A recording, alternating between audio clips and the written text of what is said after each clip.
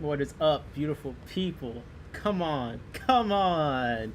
Let's go within 2 minutes on time. And my goodness, I actually have a topic to start off tonight. And not only that, you might be noticing something different, something about my aura, my echo. Something about Ada the cat that you know. That channel has been what they call monetized. All right, that channel has been monetized. Yo, what's up, yo? It's going. I'm gonna get this out the way before we hop into the topic. But the channel's been monetized. This is great for a few reasons. One, if I'm making any amount of money off of this, it gives me more money to work with buying fish and doing things. And believe it or not, a lot of the fish stuff, I have a lot of long-term projects that hopefully I'll be done, like the breeding scarlet baddest and stuff. I'd love to be able to share another breeding report detailed on camera and things like that. So, the channel will be monetized, great. The other thing is we got memberships, and I did briefly just go through, make a membership thing with little symbols and some emojis that my sister made. She's very good at design. So, there are memberships and there are donations. Now, getting this out the way, I do not want to really do this, digital panhandling where I'm asking you guys to subscribe, be a member, and donate. Of course, if you do so, I will greatly appreciate it, but I'm not going to get on here every time and list all the benefits of membership and all that. So I will make some worthwhile benefits for members. Some people, you can give me your suggestions of what you'd want, but some people said they love member-only streams, of course, videos and stuff like that. But just for me, I'm going to accept the support. It'll be greatly appreciated, but I'm not going to sit here every stream and be like, yo guys, subscribe to my membership or donate. Like, I don't really want to necessarily incentivize that myself, but if you feel so called to support my degeneracy and spending money on fish stuff and content, then please utilize those functions and it'll be great. I'll try and make it worth your while, but just wanted to get that out the way.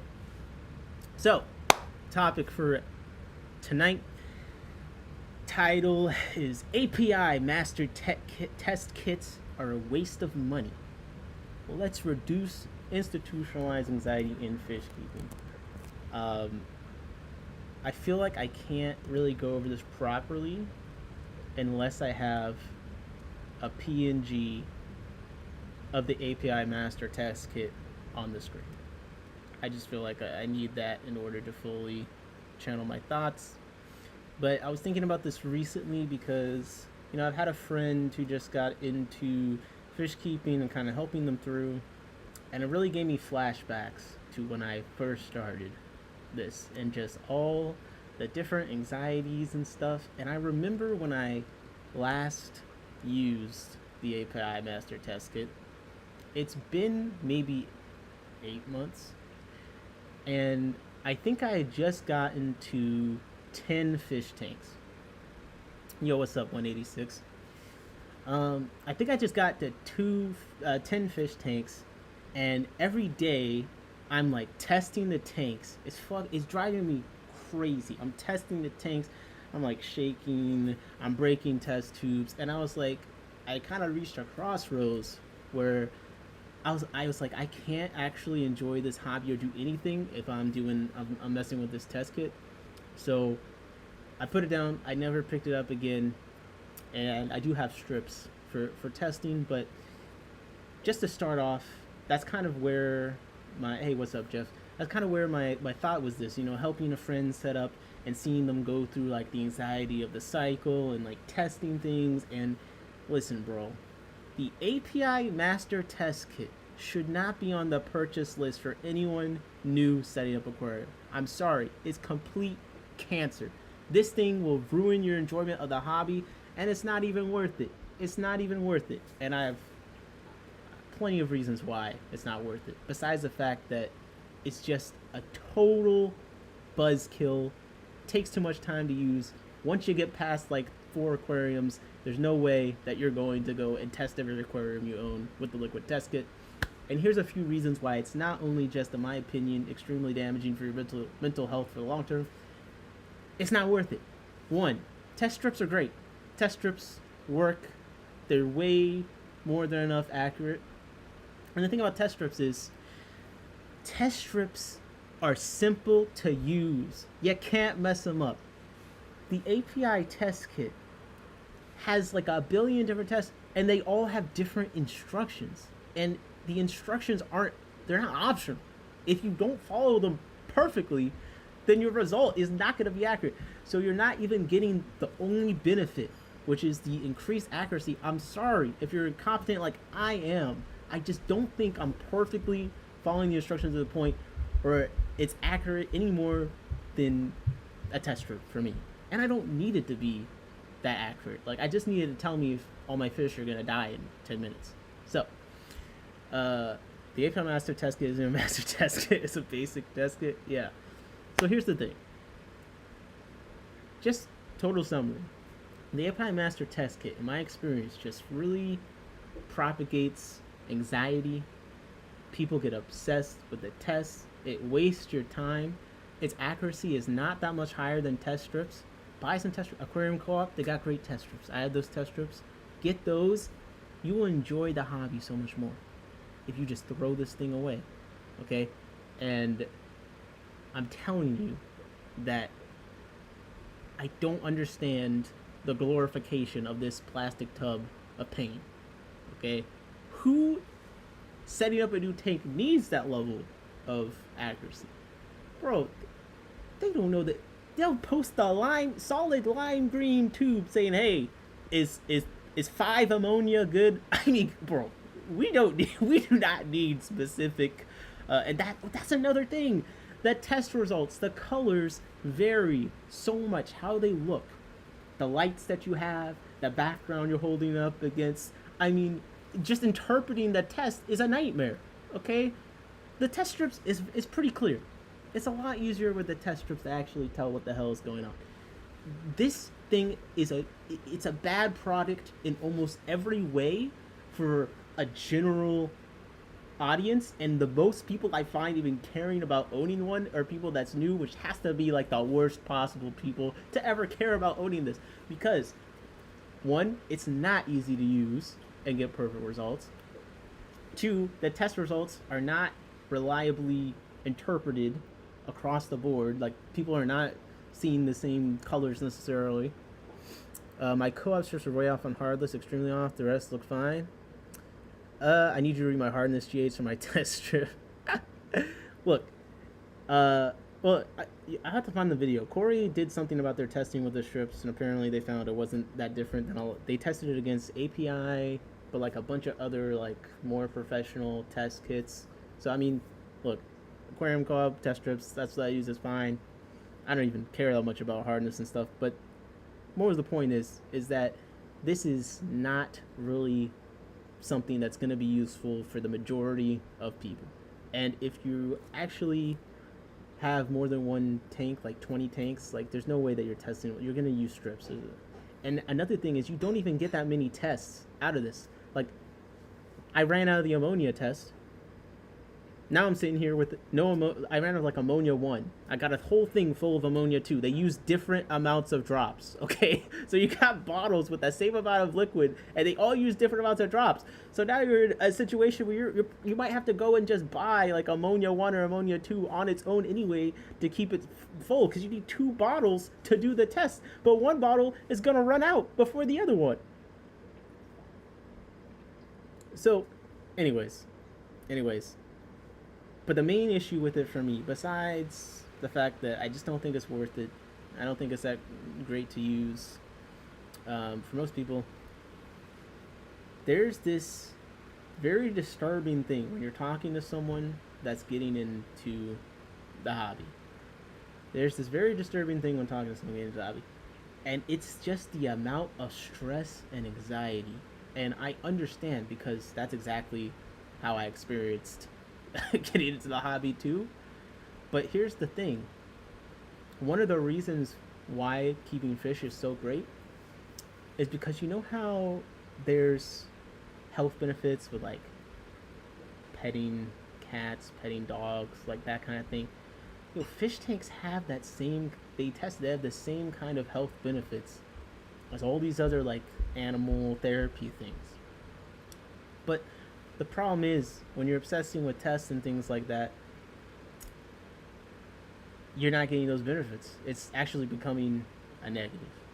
So for me, in my hobby and how I experience it, my number one priority is making sure that I'm protecting my hobby. It's not a source of stress.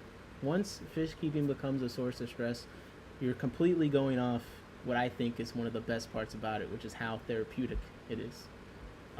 For me, fish keeping is actually a great way, as someone who has dealt with a lot of stress and anxiety in the past, it's a great way to learn to let go. Like, truly. We get like the tests and like, we get so obsessed with the details and everything being perfect. But really, at the end of the day, this is a great opportunity to learn how to let go of things. Now, it doesn't mean be negligent and not do all the things you need to do and water changes and stuff. But I think that we need to chill out a little bit. Like you said, I test my water once a week before I do a water change. I think that's great. And if you enjoy doing that, you should continue doing that. For me, obviously I have like too many tanks where I'm not testing each tank before I do a water change. I haven't tested my tanks in months, okay? I test my tanks if I think something is going wrong. But besides that, if you have an established tank, there's been no changes, no signs of what's going wrong, you have no reason to test your tank regularly at all. Like, it's pretty, unless you have some well water that's affected by the weather or something like that. If your water is relatively consistent, your tank is like established, there is absolutely no reason to test your tank that early. Glassbox Diaries, what's up, man? How's it going? Appreciate you. Late in the UK, probably won't be on long. We got to hook up the live stream sometime, man. The duo macro live stream. But yeah, I just think the most important thing possible with fish keeping is making sure you're actually being able to get the full benefit of it. Besides, just as entertaining, as fun, blah, blah, blah. It's actually supposed to be, in my opinion, relaxing. You know what I mean? 186, I test my tanks when I'm bored, or a possible issue. I mean, that totally fits in with kind of what I'm saying, I do a lot of water changes. Water changes is something that is like a big thing for people. Like, you gotta do a water change once a week. That's the kind of thing I think is getting in the way. These rules are all, I'm not saying totally arbitrary, but there's no, like, change your water once a week. That's just something people say to give people a general idea of what they should do, but you don't actually have to put in your head these rules that you have to change your water once a week, because there's so many reasons why that's not broadly applicable to anyone. Most people say test strips are way off. From my research, the test strips aren't that off, and also there's pretty much almost zero need for a super duper level of accuracy for most people. But I do a lot of water changes because I enjoy doing water changes, because it's relaxing. Now, if I had a rule in my head that I had to change the water once a week on every tank, I think I'd be pretty stressed out, because I'd be like, oh, I gotta change this tank this week, this tank this week, this tank this week. And yeah, water changers are very situational. It's just not something, you can't just say a rule if you gotta change the water X amount of times once a month, because once a week might not be enough. If you got a tank that is pretty much brand new, you put like 60 fish in it, you probably gotta change the water at that thing like every 2 hours. You know what I mean? It's a pain to find decent test strips in the UK. Most people use ones designed for swimming tools, but they aren't accurate and don't include ammonia testing. Here's my other thing about why I apparently NT Labs are working on some aquarium test strips. Looking forward to testing them. And that is definitely a good point. I appreciate you bringing that up. It's like, obviously availability to decent tests is not the same for everyone, but here's something to think about, and this is another reason why I actually do a lot of water changes, besides the fact that I enjoy them. It's not like I have a set rule in my head. I just kind of, I look at a tank. I'm like, oh, yeah, I'll do a water change on it right now. I got some time. I feel like watching it. It's a good time to like see how everything in the tank is doing. That's one reason I haven't really been too worried to like automate the water changes or anything, because it's nice to look at the tank while the water's changing. You kind of see everything. It forces you to sit there. You're from the UK as well. Very nice. I need to get back over there.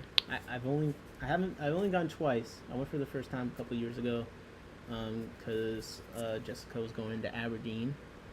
I went to London and Scotland and Glasgow and Edinburgh and Stonehaven. It was a great time. I've actually been itching to go back. I did go to one. I went to 2 fish stores in Scotland, but they weren't like big ones. But it was pretty cool. Anyways, so here's another thing about testing. Why I think that just most of the time it's not worth it. And to me, this is a hack for me not getting stressed out and testing stuff. And one reason why the test strips don't really need to be accurate is, for instance, if you're trying to see if there's an ammonia buildup, you don't need to see if it's 2 ammonia versus 5 ammonia. I mean, if there's any ammonia that's registering in there, you're going to need to do a water change. Okay. You're looking for nitrite. Do you need it super accurate to be, okay, this is 5 nitrite, but the test strip is showing 2? Or you got to do a water change. So besides the fact that if you do watch tanks long enough, like you can tell when there's a problem, and there really isn't that much need to do a test. Now, that is something that does take building a relationship with the tank, but for me, I can come into the room, all the tanks turn on, and if there's something wrong, I can spot it very quickly with a lot of the tanks, especially with the fish that I've had a while. But the thing is for me, testing is a waste of time, because if there was a problem and it was any of the things that the test is going to show, ammonia, nitrite, I would just do a water change. So when I'm concerned about a tank, I don't test it, I just do a water change, because that's what I would do anyway if there was a problem with it. Do a water change. You can put some prime in there if you want to, if that's going to make you feel better. But to me, it helps just save time and just keep things a lot less stressful. Stocking level and amount of plants are 2 things new fish keepers need to keep in mind for water changes. Yeah. And I think that the master test kit is a distraction. Because ammonia and ammonium ratio is important too. Yeah, I don't think the tests show ammonium. But the test kit is a distraction because there's a lot of things you don't need to, like, people will be like, should I test my water? And they send you a picture of the tank, and clearly there's a lot going on that's wrong. And then when they get the test result that the ammonia is like whatever the number is, plenty of people still are like, so what should I do? It's green, it's like solid green, what should I do? So it's not providing any information that a strip wouldn't, and a lot less time with a lot less effort and a lot less margin for error for a new person, because they don't even, and I'm talking from my own experience, because I'm a pretty new fish keeper. It's not even registering in your head what you need to do. Like, you test it, it's like, I remember I tested my grandpa's tank and it was like purple. The nitrite was like purple. I'm like, oh my god, I tested it again. I wasted so much time on the test. I really needed to get down the line of understanding, okay, this is what this parameter means and this is what you need to do about it. So much was spent in the test, reading the instructions, making sure I did it right. How many drops did I put in? I gotta do it again. Oh, I dropped the glass thing, it broke.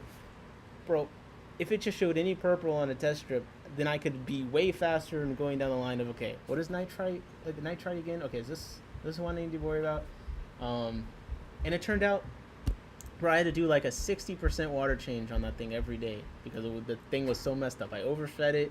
It wasn't like ready for the fish that was in. The heater had failed, which I didn't realize was like 90 degrees. Things were dying. It was crazy, bro. It was so bad. And the test kit, time and time again when I look back, it has gotten in the way. It is probably responsible for the death of fish just by how much it tripped me up. and how unenjoyable it is to do. With the test strips, there's no hesitation. You just, oh, maybe I should test this. Woo. All right, if there's some ammonia and it registers, I'm do a water change. It's none of the like, okay, bottle one, wait, okay, how many drop, like, I'm sorry, it's horrendous. You gotta make it easy for yourself, not only so you actually do the test and take care of the fish correctly, but also you don't want to ruin the enjoyment of the hobby. The moment it becomes a chore and it becomes stressful, and then also if you're under a lot of like anxiety, you're gonna make worse decisions because that pressure is building up, you know. And that is something I think people really underestimate, and I've encountered time and time again where I've come into an issue. Yo, what's up, Jody? What's up? Everyone's very cordial in the chat. I love it. I love it. There's so many times where the anxiety of what you feel like you're facing, you're like, what's that in my tank? It builds up, and you immediately want to do something. And there's a decent amount of times where that immediate thing I've done was, I probably either didn't need to do it or is the wrong thing. So I really enjoy testing it for the yeah. And some, like, that's why I said, if you enjoy the testings and it's part of your routine and it's not stressful to you, then this is unapplicable. Because, again, it's all. But a lot of people that I talk to that are new, that, and just also from my experience, so I'm also talking for myself, no one else. It becomes a barrier after a while, and it's a real source of anxiety and stress, and I think it just makes the decision making so much worse. And a lot of people would be better off just using the test strips. And for me, where I've come to is that if I'm concerned about a tank, I do a water change. I haven't tested tanks in a very long time. The only thing I would ever test for is if it's something that I'm doing breeding related or another experiment type thing. But just for regular fish, keeping my fish, I'm not testing the tanks like that. The best way to make the hobby more stressful is to add social media. That's a good point, because I watch very little fish content, and that's one of the reasons. Is a lot of it is kind of stressful. But I think that the test kit, why I hate it so much, is it's become such a gold standard. Like, you're really like pushed into buying it, which I think just, it's so hard when you're coming into something new. Like fish keeping, in some ways it's easy, but in some ways it's hard. There's so many things you have to learn, and they all interact with each other. And you're coming into this new thing, and you get on to like Reddit or Facebook, and everyone's telling you like, this is the gold standard, this is what you got to get, this is, and like, it all starts somewhere, and one of the first places it starts is the test kit. You know what I mean? And I'm sorry, most people have not had to deal, and again, speaking from my own experience, it's like I never had to deal with something like this before. It's unpleasant, okay? And I just think the strips are way more realistic, way more useful. You don't need to be messing with the tests. The tests have way too much human error involved for you to get an accurate result. Each test is different. You're going to have to go look at the directions, unless you really have done, like for the nitrate test is like 10 drops. Some tests have 2 bottles. They use different amount of drops. One like goes out before the other. I'm sorry, like the test strips are just way more useful. If there is ammonia or something, you just need it to register. And again, my thing I keep getting stuck on is, if there's a problem, I'm going to do a water change. So half the time, I'm not going to really test anything anyway, because if I look at a tank and I'm like, okay, let me think. If it's 1 ammonia, what would I do? Whatever percent water change. Is this ammonia? What would I do? Let me just play it safe. 50% water change. You know what I mean? Don't even got to think about it. And I like doing water changes. And I like sitting there watching the fish, and shit, I'm breeding stuff, so I love water changes, because half the time when I do a water change, things start laying eggs. So it's kind of a win-win for me. But again, yo, what's up, Jorge? I never liked the master test kit. Too many bottles and processes to deal with. The strips are just as accurate and much faster. That is basically what I'm saying. Is how I feel. It was because the test kits may be more accurate, plus requires more. See, I don't think the test kits are more accurate enough to be worth it. And yeah, they require more effort for sure. Its original kit, I don't remember there being test strips before 2000. Yeah, I'm sure there's test strips for other things, but I don't know specifically for aquariums. Where can I find how accurate test strips are? That's a good question. That's a good question. Let's see. Let's see if we can find how accurate test strips are while we kind of chat about this. Because you're also in the UK, so it's going to be a little bit of a challenge because you're going to have access to different things than I have access to. But you know, like water departments and stuff, for city water and stuff, like a lot of them actually use test strips. And I'm gonna give Corey from Aquarium Co-op a lot of credit because I was thinking these things. I was listening to his live stream, and he said this multiple times that when they were developing their test strips, they did it multiple times, and they've actually sold their test strips to like places where they have to test water as part of their regular thing, and they use the Aquarium Co-op test strips. So I just think that the hype around the liquid test is like just way overblown. And I'm gonna see if I can find anything about it. But I'm also gonna try and keep up with the chat while I begin doing that.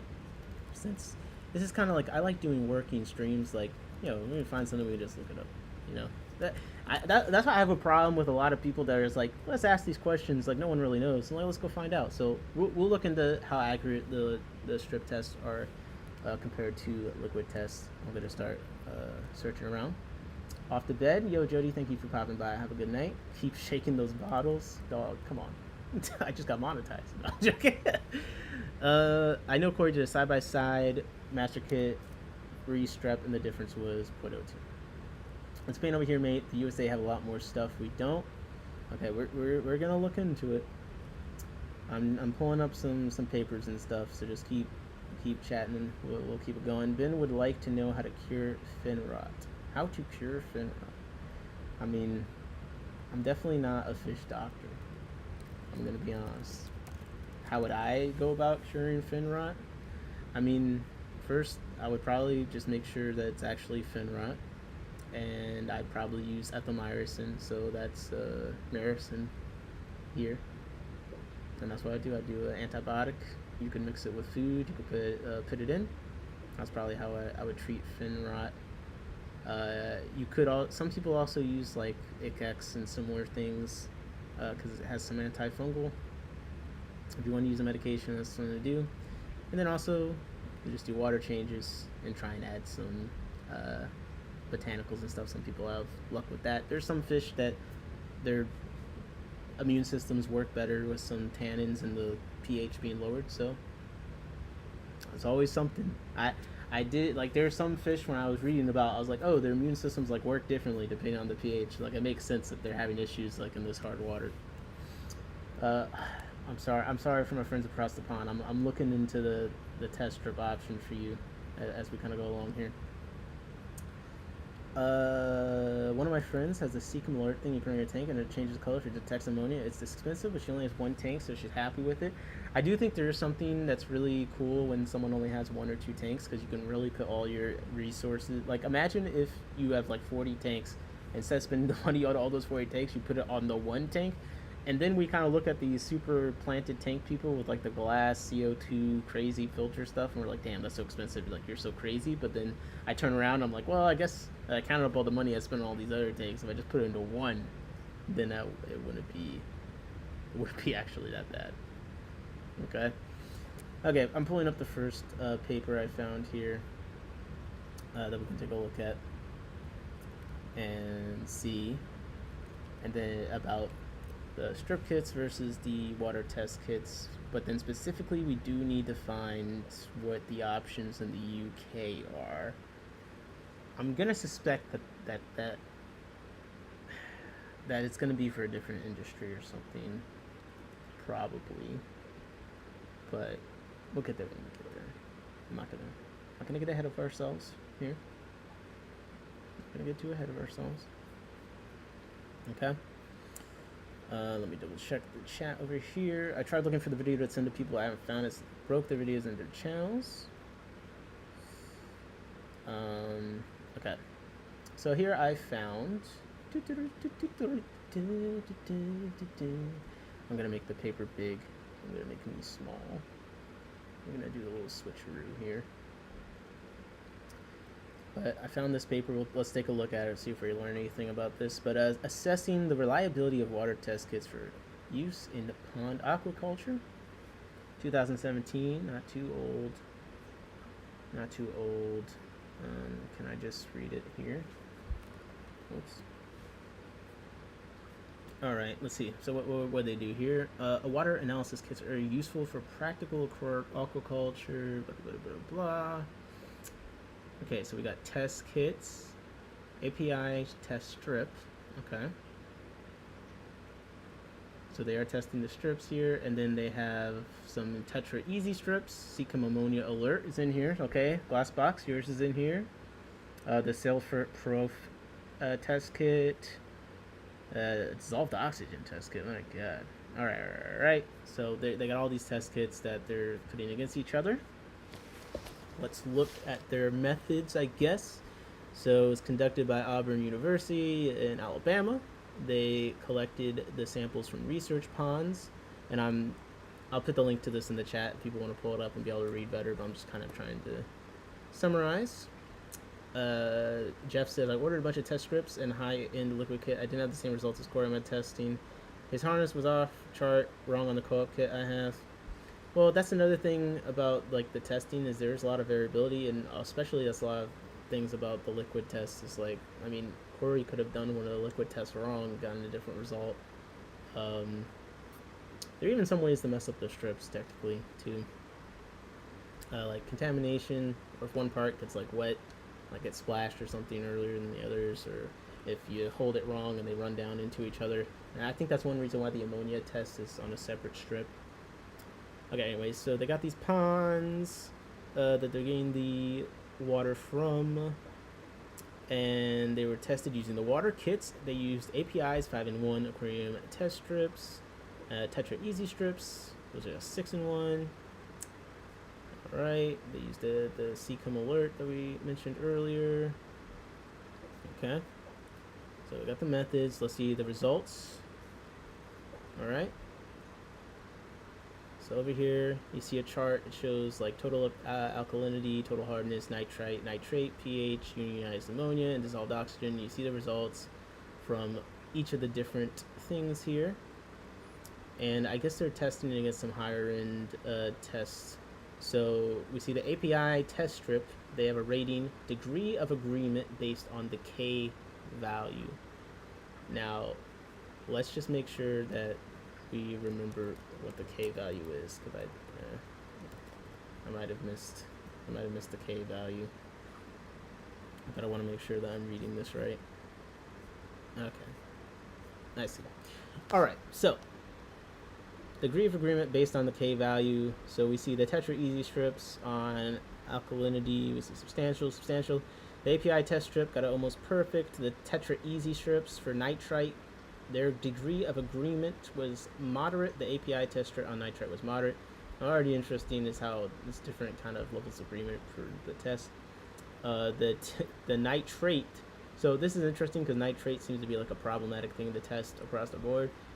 The nitrate has got no agreement on both the Tetra Easy strips and the API strips.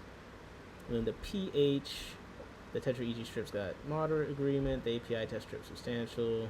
We got the Sinai slide on unionized ammonia got fair. The Sinai slide on unionized ammonia moderate. Wow, this is crazy. Okay, Seacom Ammonia Alert. They got a substantial degree of agreement based on the K values. That sounds like it's actually useful. Alright, I'm not going to actually read every single freaking number, but that's why I put it in the chat so you guys can kind of look through it yourself. There was likely a bad batch of test strips. There were enough complaints to spur his making of the video. Damn. Let's see what they concluded here real quick. They got a pretty long discussion, so this actually seems like a pretty nice place to start for what we're looking for. So the suitability of kits for making decisions for use in water quality management rather than the precision and accuracy of measurements was the focus of the data analysis. So this is basically what I'm talking about. They're like, it's not necessarily about exact precision, it's about is it accurate enough where you can make decisions about water quality, which is perfect because that's basically what I've been saying. I just think that the test strips, you can make the decisions you need to make, but let's see if that was the conclusion. The agreement between management decisions recommended from an analytical result by test kits was compared with the decision recommended by results obtained by standard methods. Okay. And here we see another chart. All right. This reveals that the agreement on decisions aided by the standard methods were better than would be expected by chance alone for all water quality values except nitrate. The poor performance of the kits for nitrate analysis may have resulted from the fact that the regions used from nitrate analysis are not well suited for incorporation in the kit. So they're basically saying here that, like, yeah, nitrate just seems like a pain in the ass to test accurately for these kits. Early comparisons of accuracy of the older water quality tests for nitrate analysis revealed the tests gave inaccurate results. All right. The Tetra Easy strips had substantial agreement with the standard method for alkalinity, hardness, and pH. But nitrite was only moderate, and they were terrible on nitrate. Looks like the API test strips are pretty solid, so I would look and see if you have API test strips over across the pond. Seems like they're, let's see. Can you buy API test strips in the UK? Because I thought API was a international brand. I see the 5-in-1 test strips here. So I guess this is what he was saying is the pond. I don't think that the pond strips would be. I don't know why they would be that much different. You have to care for fish in those too. But this one looks like it's for normal aquariums. Wait, I went to a fish store in the UK. They definitely had API test strips in there. What am I talking about? How accurate are the drops you're squeezing out of the bottles every different time? Yeah, I don't think they are accurate. You have to calibrate your hands before squeezing those drops. Yes, that's what I'm saying. I use JBL Pro Aquarius Liquid Test. Okay. We'll see if that pops up in one of these as we go through. But...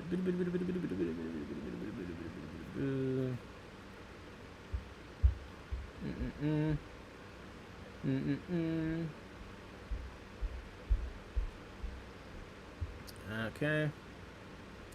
They said several, so basically summarizing what I'm reading is they're like, okay, the kits like weren't that great as far as like total accuracy, but they say here that they'd be better than chance alone. Thus, several of the kits are useful for decision making in aquaculture water quality management. So that is our first kind of look through of some kind of article on this. And now I have a much better one, I think. But this is still a good data point. Like, okay, we're consistently finding that they're at least usable for making decisions. That's all we need them for, really. So, how do you find this stuff in my tanks? I'm terrible at research. Why 8 drops? They can't concentrate it down to 1 drop for us. The aquarium co-op ones sound like the Tetra 6-in-1 strips. I thought Corey had ones that tested ammonia too. They have an ammonia strip that's separate. I think he said like the ammonia, the stuff that tests ammonia gets like contaminated or something with the other tests. So it's on they have a 5-in-1 and then they have an ammonia only strip. Yo, what's up, Steve? How's it going? How do you find this stuff in my tanks? I'm terrible at research. You might have missed it. That's why I'm trying to do it like on stream, but like literally how I find this stuff is like I literally type. I'm literally just Googling like liquid test kits versus strip test kits research paper, and that's literally how I found. If you want, you can do PDF. That could be nice. If you do quotations around something in Google, then it says like it must contain PDF, and then you get all PDF. And then I use Research Rabbit a lot too, which is very useful. I recommend Research Rabbit. That is it's researchrabbit.com. I'll put that link in the chat. It's very great for research paper searching and also creating collections of research papers I use all the time. And that's probably something I'll do for a membership thing. It's like I'll have like, because I have some collections. I have a collection of 130 papers on aquatic isopods. I have collections of 30 papers about, West African cichlids. Like, I have collections of research papers that I could technically just provide to everyone, which I posted some of them some places. I think I'm just slow. Thanks. No, you're not slow. bro, you got to think. It's like, how often you're just sitting there like, what do I Google to get a research paper? Well, I just feel like no normal person sits around. Jeff's asking, Jorge, was Corey's testing a live stream? I remember watching it, but I don't know if it was a video or live. I know he talks about it in his live streams a lot. Another pro research tip for you guys. And, okay, here's a tool that you have to know. Command F or Control F for Windows. That brings up the word search on the page. So, like, we're looking for, like, to say we're looking for liquid test. Okay, that's not in here. Okay, let's look for strip. And then you can do the arrows, like, because no one has time to read the entire research paper, but, like, you should just know how to quickly, without touching the mouse, just Command F, Control F, that brings up the word search. Figure out what you're looking for. Find it. Okay. Another thing that I would say is when looking for things through YouTube, even the live streams. Alright, this is key if you're trying to find some information in a reasonable amount of time without watching a 2-hour video. Just go down here,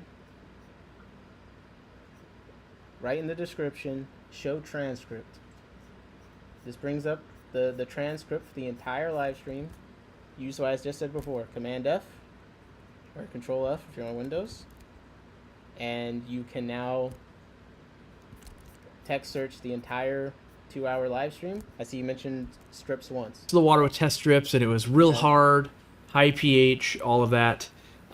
So if you're looking for a specific thing or researching, these are just some things that really make it doable for me, because if it takes too long, it's like, it's not going to happen. Command F should be taught before anyone accesses the internet. I know. What test strips do you use? Well, again, I pretty much never test my tanks, but I have the aquarium co-op test strips. Just the last time I used them was like 8 months ago. I bring that up by accident all the time. I wondered what it was. Well, you almost saw the right track. Andre P. Free Internet Lessons. Listen, man, I'm multifaceted. I'm in the generation where my mom made me do typing games when I was a kid. So, like, some of my younger siblings, they type like old ladies. I'm like, bro, what the hell? What the hell? Like, I like doing, this is what I used to do for fun all the time, is these, wait, where is it? Can I load? You can do, like, these typing games I quite enjoy. Wait, let me redo it. Well, let me see how far I can do. I'm, like, too nervous. Okay. Okay. But it's nice to just practice, you know, a little bit of typing. Well, I guess it's also you're practicing reading, too. And, like, you just do it for a minute, and then it tells you how many words per minute. There's some other ones that are pretty fun, where, like, it scrolls, or it's, like, an excerpt from a book. But, you know, damn. I try to, like, do this every now and then, so when I actually write things, I'm a little bit more accurate, or a little bit more speedy, or if I need to research something. I wrote something the other day for a description, and my sister was like, did you use ChatGPT? I'm like, no, bro. I write things. Anyways, I'm pretty slow right now because I'm trying to talk while I also do this. But, you know, this was the generation I was in where I did this for fun. And it even gets you on, like, capitalizing things, too. So, I've always been bad at capitalizing stuff. So, look, 109 words in a minute. Not very good for me. I try and hit 120 usually. But for talking, one mistake, can't complain about that. Anyways, back to what we were doing. I also like typing games. I love teaching people about Control F, game changer. It is a huge game changer. And you'll find with things like that, like Control F, like hotkeys on the keyboard, they're applied everywhere. So it's not like just Google Chrome. Like, you can word search Word documents, Excel documents, Google Sheets, PDFs. All of them you can do Command F, Control F, and word search in. So it just totally cuts in half. Like, you don't have to actually go through and read 300 pages. So sometimes when people are like, oh, you're so well researched or whatever, it's like, no, I just know what I'm looking for. So if I'm trying to go a deep dive into something and I know what I'm looking for, I Google research paper. I go through the research papers, word search.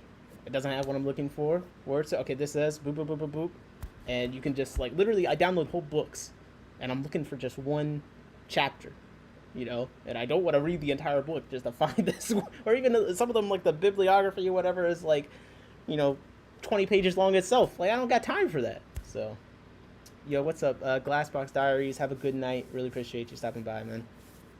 I'm like 40 word per minute, enough to get me die.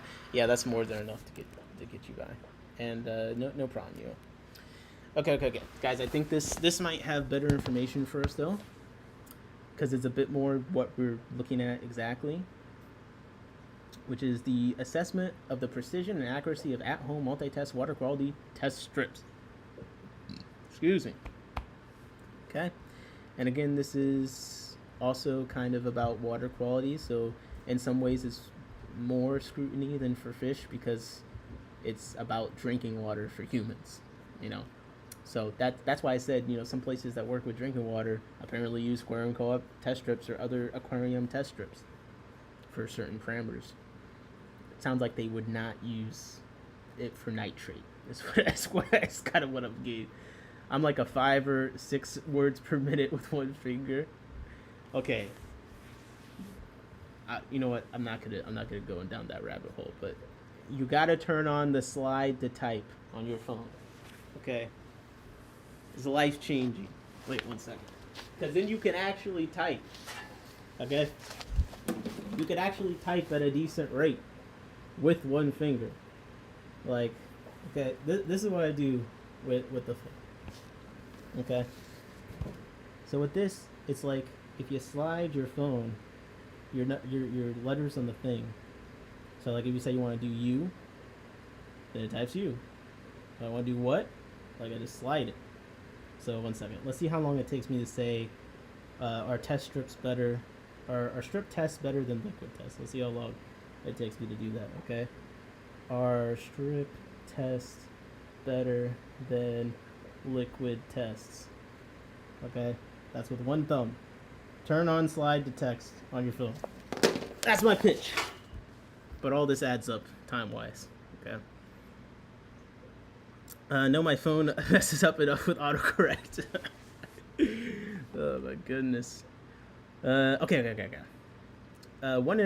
They're so dramatic with this intro. 1 in 4 individuals across the globe remain without access to a safe water supply. Like, damn, I'm just trying to protect my fish. I feel kind of bad.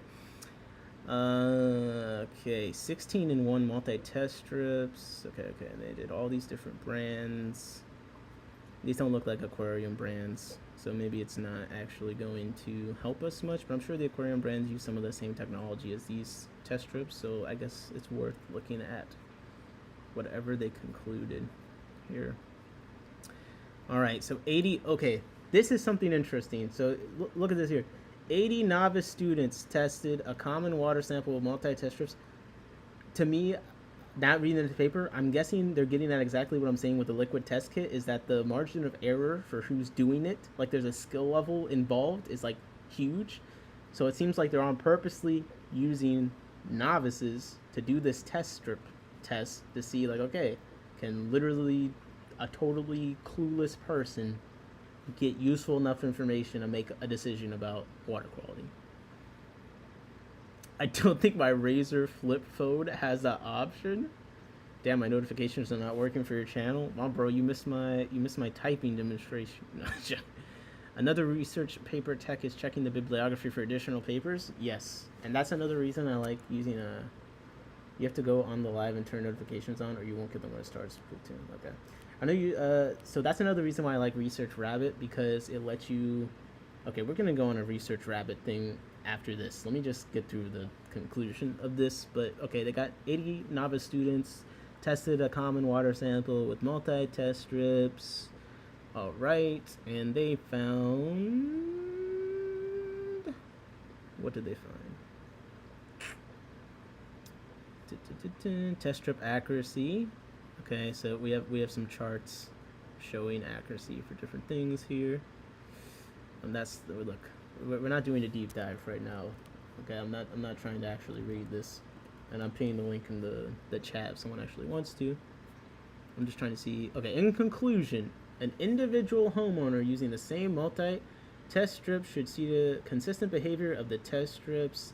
Test strips measurements may not be very accurate at low levels, but seems to be more accurate at higher levels, particularly levels of concern. Consequently, during routine testing, any significant change in water chemistry would likely result in an observable change in test strip behavior. A set of instructions that was more expansive than commercial bottles instructions modestly improved precision by different users, but only marginally impacted mean measured values. The color identification survey confirmed that much of the error associated with the imprecise test strip readings among the 80 subjects is a result of different color interpretations that occur with interpersonal analysis. Now, this is one of my biggest issues with the liquid test. I think that there's way more variation in what the colors look like depending on your lighting in the room, the temperature of it, literally the color of the walls, or like I know that the paper also has some interpretation difference. They're noting that here. I just think it's much worse in the liquid test. And right here, they found that was the biggest thing causing inaccurate readings as far as human error.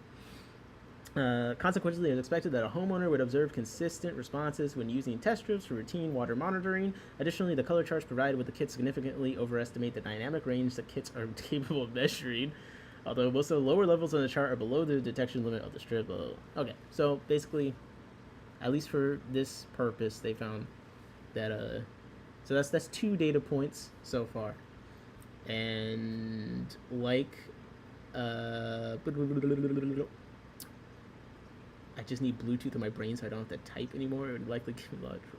I don't think, but if Bluetooth's in your brain, then you're gonna start typing stuff that you're thinking before you fully thought it out. I don't know. But like Featherfin Film said, oh, you got to check out Featherfin. I watched your videos. It's like a 1 hour 30-minute video on the common pleco. Absolutely incredible. Like, this is the kind of, I don't watch a lot of aquarium content because I just don't personally find much of it brings a lot of value to or entertainment to me. I watch like trashy stuff in my own time. I love it. Let me watch some No Jumper. Let me watch some hip hop drama. Let me watch some Love Is Blind Australia. Was it? No. Married at First Sight Australia. Gold. I don't know why Australia's reality TV is so much better. Anyways, that's besides the point.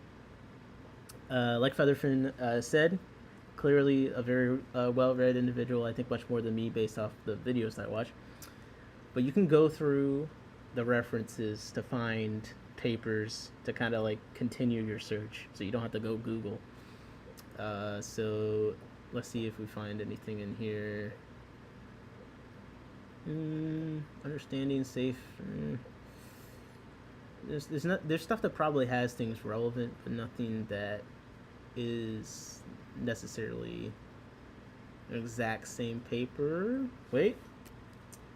Okay, this is about testing challenges of detecting lead in water. Okay, that's lead though. I want something more general. Reliability of water quality test strips for field measurement of nutrients essential for developing mosquito larvae. Wow. I mean, that's not exactly what we're looking for, but I'm just going to copy and paste that title, and here's that paper.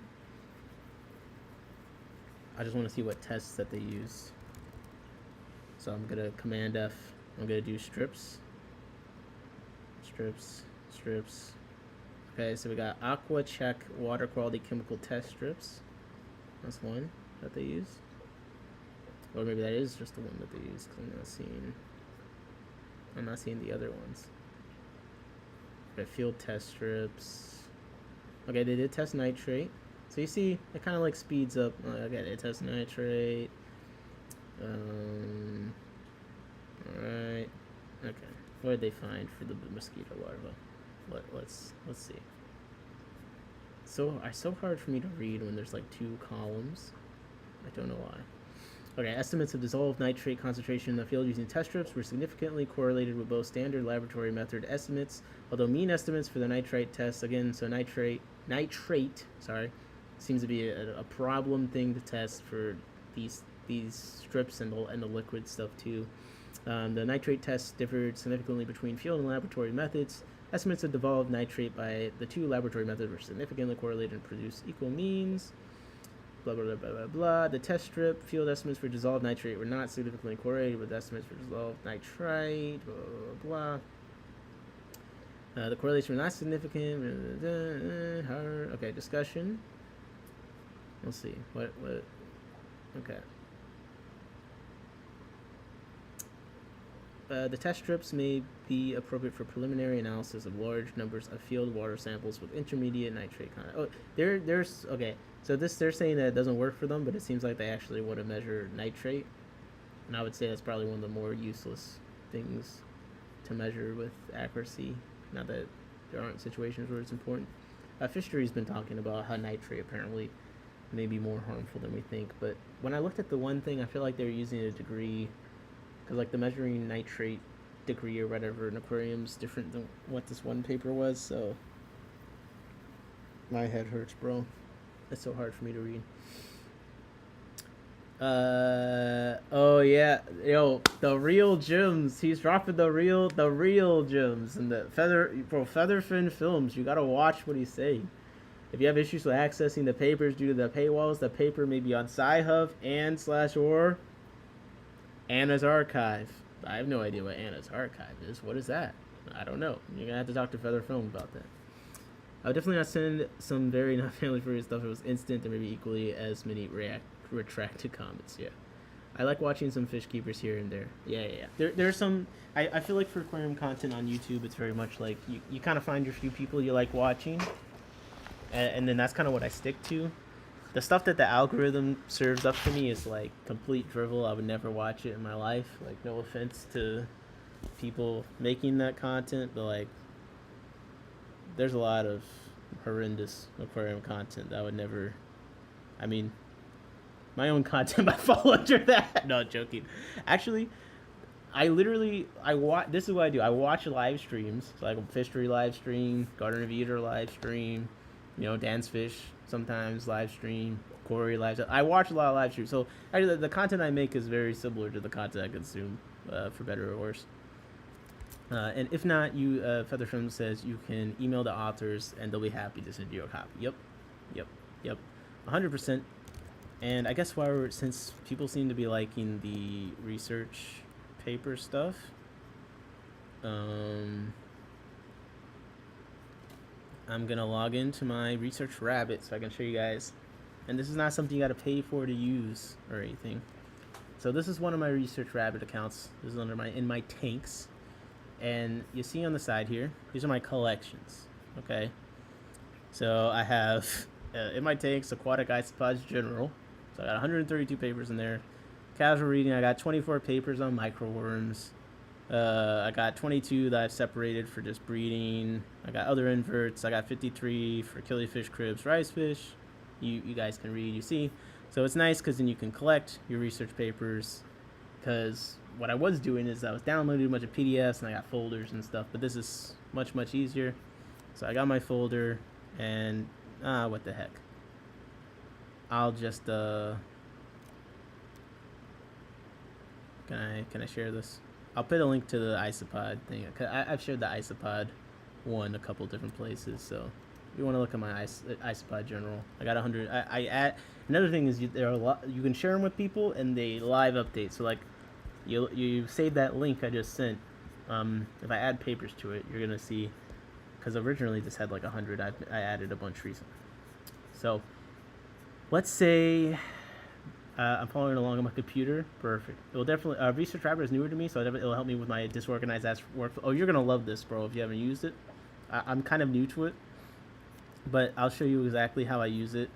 Clearly, at least on this account, cause I do have another one that I use. I'm looking at a lot of isopod stuff, right? So let's say I want to do a chemical queue. And that's another thing. So you can search your collection of papers. So I'm going to type chemical, okay?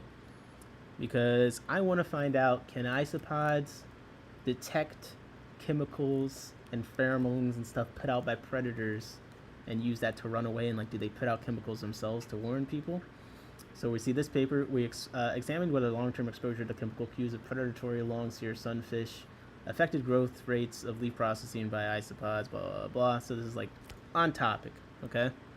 So let's say that we love this paper and we want to find other papers on this topic because this one was written in fucking 1994. So I'm trying, like, it's before I was born. I'm trying to get some updated information. Like, no offense. We can click on similar work, and it pulls up kind of this whole chart. And if you're smart, you'll understand what this whole thing means. It kind of confuses me, but you know, the visual thing might be helpful for people that know how to use it. For me, I kind of stick over here. And let's say that I want to sort by recency.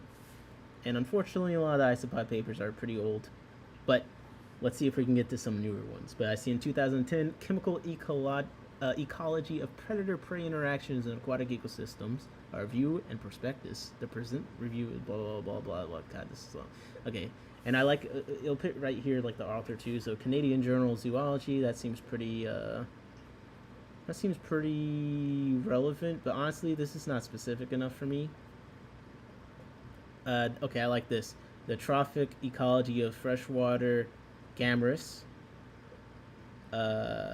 Problems, blah, blah, blah. Anti-predatory responses, and that's rodents. Okay. I like this. And you can see how you really can get down rabbit holes, right? But anyways, if I want to just speed this up, I can type isopods in the filter too. Okay. And you can get it like that. So habitat use and fish avoidance behaviors by stream drilling isopods. This is still older, but we can go through similar work in that. But then another option we haven't explored, if this is not working because there's 1900 similar works, let's just go to references. What do they reference to help support whatever they're saying in the paper? Because if anyone has ever done this already and they use that to support whatever conclusion they're making. All right, so this presence of sculpins reduces drift and activity of gammarus pullets. So this sounds like they're looking into that could get into what we were talking about, like chemicals put out by certain things. We can get into those references. And if you're familiar with other things that live and occur with the aquatic isopods, like the scuds and some of these mayflies and stuff, I found a lot of those larvae. You can probably click on those papers and they'll be mentioned in them. But anyways, that's how I built this, and that's how I eventually got to this paper, which is in 2015 on the topic they're actually looking for. And again, there's a bunch of things I'm not using. Like I could just be searching through this one, just trying to show you guys kind of my learning process. And then besides that, you can go by author, and you can see where the authors have worked with other people and where they're linked, and universities and all that kind of stuff. So for people who like going and research deep dives, this is really useful, and I recommend it. And it's good for searching too. So if we took this one, 2015, I put it in here, I went to similar work. The top result, I searched it by recency: responsive aquatic isopod and amphipod to chemical alarm cues from damaged conspecifics. And something that is important when you're doing this stuff, and I need to look at the chat because it's been a while, you should make a video based on finding research. That's what we're doing right now, bro. One thing that's important when you're doing this stuff is, like, I pretty much have a horrible vocabulary, so like damage like you want to make sure you know what they're talking about. So let me just look this up. So okay, conspecific, a member of the same species. Okay, so now I can be sure that I'm understanding what this title is saying. So okay, responsive aquatic isopods and amphipod to chemical alarm cues from basically other isopods. So apparently there might be some kind of chemical cue that isopods are putting out when they're damaged. That's interesting to me. You know, I want to read about it. Okay, now I've read it. We can now go to similar work, etc., etc. We can see what they referenced, and you'll find with a lot of stuff you're gonna have to go through associated things, like especially the isopods. There's a lot of things that are on like just general surveying, ecology, macroinvertebrates, and the paper's not about them, but there'll be some interesting information shoved in there, like randomly, like, hey, So we tested this thing and this thing, and by the way, aquatic isopods were there, and this is what they did in reaction to that. So a lot of the times what you're looking for is not going to be in the title necessarily. So you do have to do some work to figure out the ancillary topics, and that's why similar work is really useful, because you can kind of see, okay, what is similar work to? There's like 5 papers on the chemical response of aquatic isopods. What is similar work to this? And you see, like, okay, general chemical cues that indicate risk of predation. Maybe it doesn't go over exactly isopods, but it'll help me understand how, just in general, chemical cues with predation are a thing. I mean, that's not really a concept I was that familiar with before. Anyway, look, chemical cue alarms are considered within the coral. Okay, for the coral reef fish family, like, oh wow, okay, coral fish, they got these chemical cues as in the ocean. So, if you really want to understand something, you're usually gonna have to read on the stuff just associated it, like, to get the full context. And a lot of that and searching the meaning of the names and the titles will help you, because sometimes I'll find the meaning of a word. I'm like, damn, well, if I had known that, I would have been able to easily find what I was looking for. I just know what the word for it was. No, let's read it. Oh my gosh. You want me to sit here? Like, if there was a paper I was convinced that everyone here wanted me to read through word for word, I would, but I just, I feel like I just don't think I could do that with a good conscience. But it's something I'm down to. And if I were going to do members only content or something, like if people wanted me to, like, literally just do a live stream where I'm doing my normal reading, I just fucking read it out loud to you guys and talk about what I'm looking for and stuff like that. Hey, I gotta do it anyways. I mean, I'm open to that kind of thing, but read blah books on tape. Damn it. I mean, you could probably copy and paste these into, like, some AI reader or something. That's gotta be a thing. But yeah, Featherfin films. Hopefully, again, I'm new to it, so I don't know how to use it necessarily the best, but it is really helped me be organized and just get all my papers in one place. And I do find the search definitely, you'll find papers that are harder to find with Google. Sometimes I'll try and search with ChatGPT. ChatGPT is like it's kind of like a worker that will. This is gonna sound terrible, but it's like someone who will only work if you, like, beat the hell out of them. Like, getting useful or usable information at ChatGPT is like a pain in the ass. Like, even if you have the paid version, it really is a skill to prompt the right thing and also to know when it's leading you down the wrong path. I missed yesterday's stream. I want to see your fish tank reviews. We only reviewed one take, I think, but the fish tank reviews are gonna be like, I put it in the description. Like, I'll just do it anytime I'm live. If people send me stuff, I'll look at their tank. We'll look at that tank as a group, because I don't think I have any place to judge. I don't think I have any place to judge other people's tanks. Sheesh. Whew. Okay, that was a lot of. I feel like I just talked quite a bit. I'm searching myself. First of all, this is an incognito YouTube thing, like, so it's totally fresh algorithm. I saw some very strange things on that totally fresh algorithm. What the hell? What? I was trying to see if my membership thing went live or not. I see that I must have, because I have my emojis. That's all I was checking. I want to be able to say my yes and no shrimp. Alright. Anything that I need to touch on about the title of the stream, basically? Because if not, we can chill out just a little bit. Because I feel like I just did like a sprint marathon of talking. Give some ears a little bit of rest. I need to set up that 10-gallon. There's a few fish that I need to move, so I could do that. The join button is active. Okay, we're good. Let's read more papers and no. Go2bird.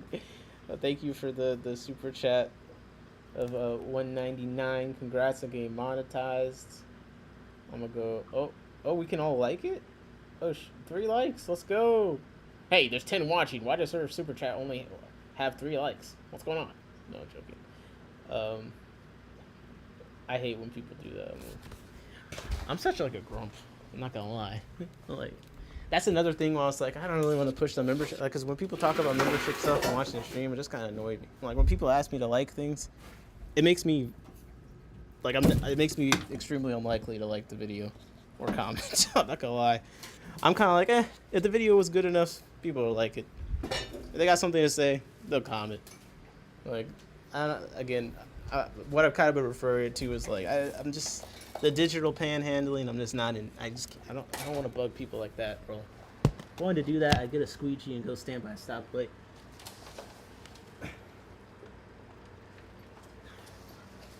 Because I'm from the Baltimore metropolitan area, that's why. Hey, what the hell, bro? This is not what I meant. A couple of fish. Thank you so much, monetized fool. I mean, see, this is what I say. If we want to spend $10, I say monetized fool. Fine. Wait, how do I put this on the screen? Can I put that on the screen? Isn't that a thing? How do I do that? I feel like that's a thing. Is that like a Streamlabs? Wait. LOL. What are these tears? Gotta be. You will write a fish song and perform while squeegeeing. I've been kind of wanting to write a fish song. I thought that would be kind of funny. I want to write a fish rap album. I'm gonna call it "Enemy of the State." That is on my board. That's gonna be like a fish parody album, and it'll be "Enemy of the State." Or I just think that would be such a hard fish like rap pop album name. Dad jokes, bro. Somebody stopped him, bro. No one can stop me. No one can stop me. That's the problem. I'm a fugitive. I'm a refugee. I'm a enemy of the state, bro. I'll make some shirts immediately. But no, thank you guys so much for the donations. I'm hoping that I'll make enough money from the channel, just not from milking you guys of money necessarily, just from forcing people to watch advertisements, I guess. That I can buy more fish or just justify spending more time on this. I kind of was intentionally not making a lot of videos because I knew I was going to get monetized soon, and I was like, well, they'll probably boost my algorithm anyway, so I kind of held back my projects, just waiting. Though you should see actual videos from me pretty soon here, and I've been filming a lot. Oh, that's what we should do. We should look at some of the footage that I've been getting of some stuff that I've been working on. It's the hat. What's wrong with the hat, bro? A guy wears a hat and suddenly he's dad jokes. Oh, he's got the dad jokes. Oh, come on, bro. I'm more than my hat. You can't be this judgmental. This is crazy. I'm trying to find my SD card. A second.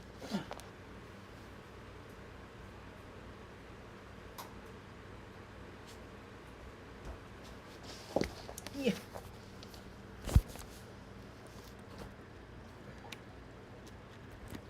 One second. Ah! Sorry. Oh, I was supposed to put the chat up on the screen for this. What's a video? Feather Film said, I don't know. What do you not know? It is the hat. Bro, what's wrong with the hat? Look, I didn't feel like... The hat just makes me feel like I'm protected. Like, I just feel like it's covering up whatever's wrong with my face today, you know? Somehow. You want me to pull up with the shiesty? Is that what I gotta do? Is that what I gotta do? I gotta pull up with the shiesty to my own stream. While you guys decide what the hell you want me to talk about, I'm gonna pull up some footage, some exclusive of some of the stuff I've been breeding, some pictures I've been taking in the last few days. Because again, I am working on actual videos, and part of that is filming a lot. And just the byproduct of just, I now have the camera in the fish room, so I can pick it up and just film whatever's going on at any given time. Do you see yourself doing saltwater in the future? It didn't work, Nick. What didn't work? Oh, covering my face? You piece of shit. Do you see yourself doing saltwater in the future? Keeping saltwater fish and stuff? No, like that doesn't really interest me. Freshwater, best water, totally on board with that agenda. But coral interests me a little bit. But the only reason I really keep any kind of salty tank would be to breed freshwater fish or shrimp that needs a salty-ish package stage. I'm gonna be honest, that's like the only way I see myself doing that. Okay, I have some more like video clips, but this is I took a bunch of pictures today. Actually, I guess I'll do fill the frame since I have the damn photos.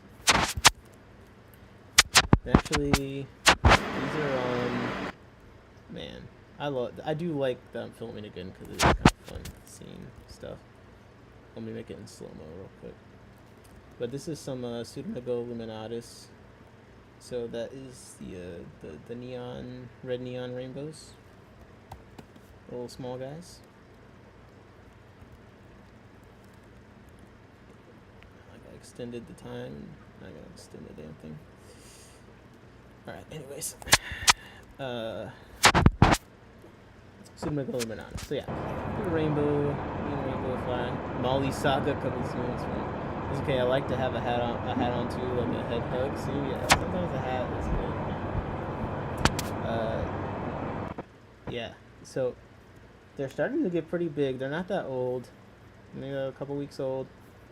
And even when they're like little slivers, I'm just like pretty impressed by. And like I got the baby brine today, so I'm pretty impressed by the fact that their eyes are so like standout blue, and you can see this little vacuum, bro. Look at that.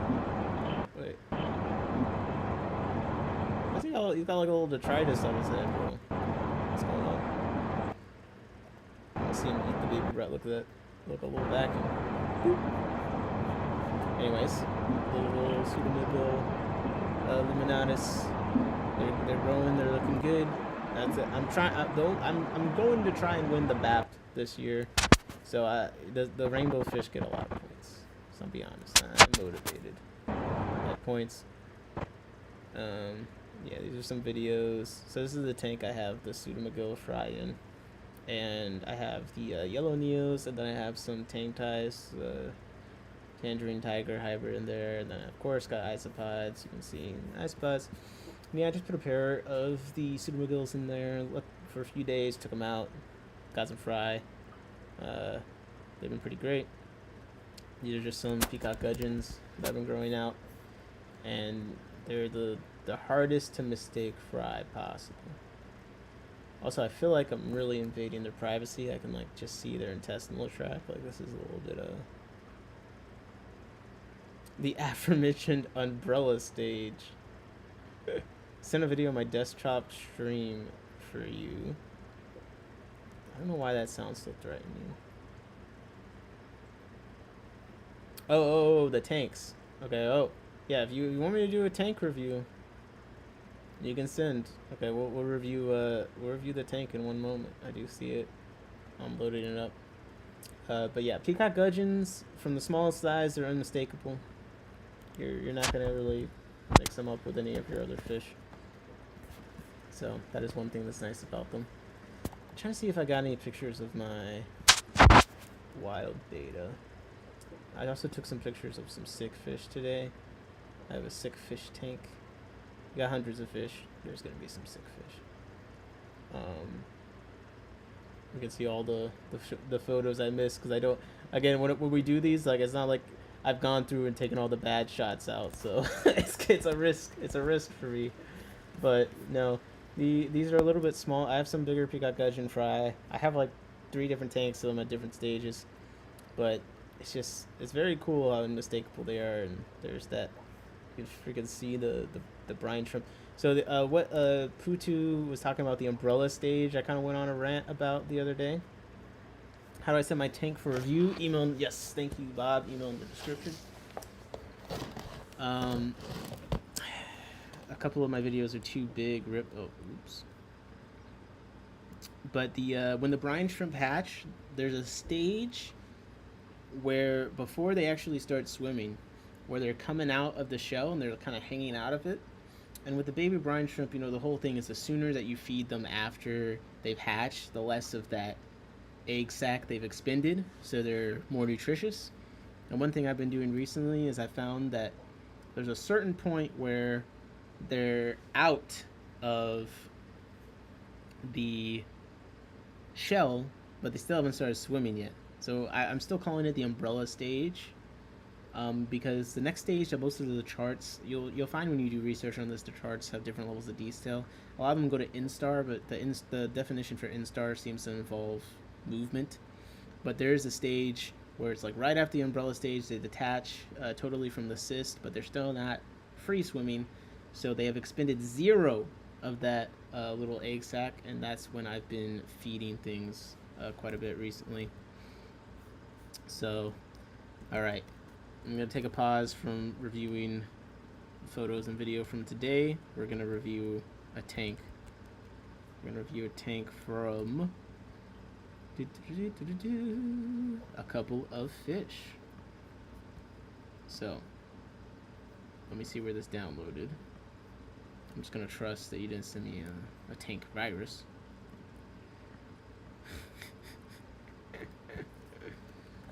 Okay. So you guys, the tank review, this is a group effort. Okay. There's a video too, but we're gonna look at the picture first. So first thoughts, umbrella shrimp are too cute. Well, they're not umbrella shrimp. They don't. You can feed them. It's fine. You know what? You're just messing with them. Okay. First of all, those are some freaking beautiful hill streams. Oh my gosh. Which ones are these? The stripes are great. Okay, I see the blue. Okay, I've seen these. They are looking incredible. And I need to. Where are you collecting these rocks? I need to find where people are finding these cool rocks, because they're dope. And look at this hair algae. They're huge.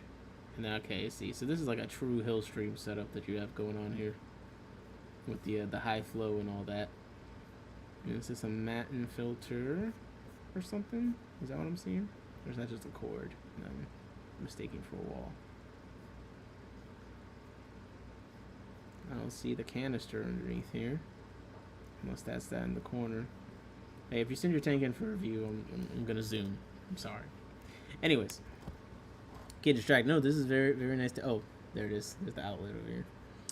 Very nice tank. Very nice tank. I love the hill streams. They're beautiful. Here's my thoughts.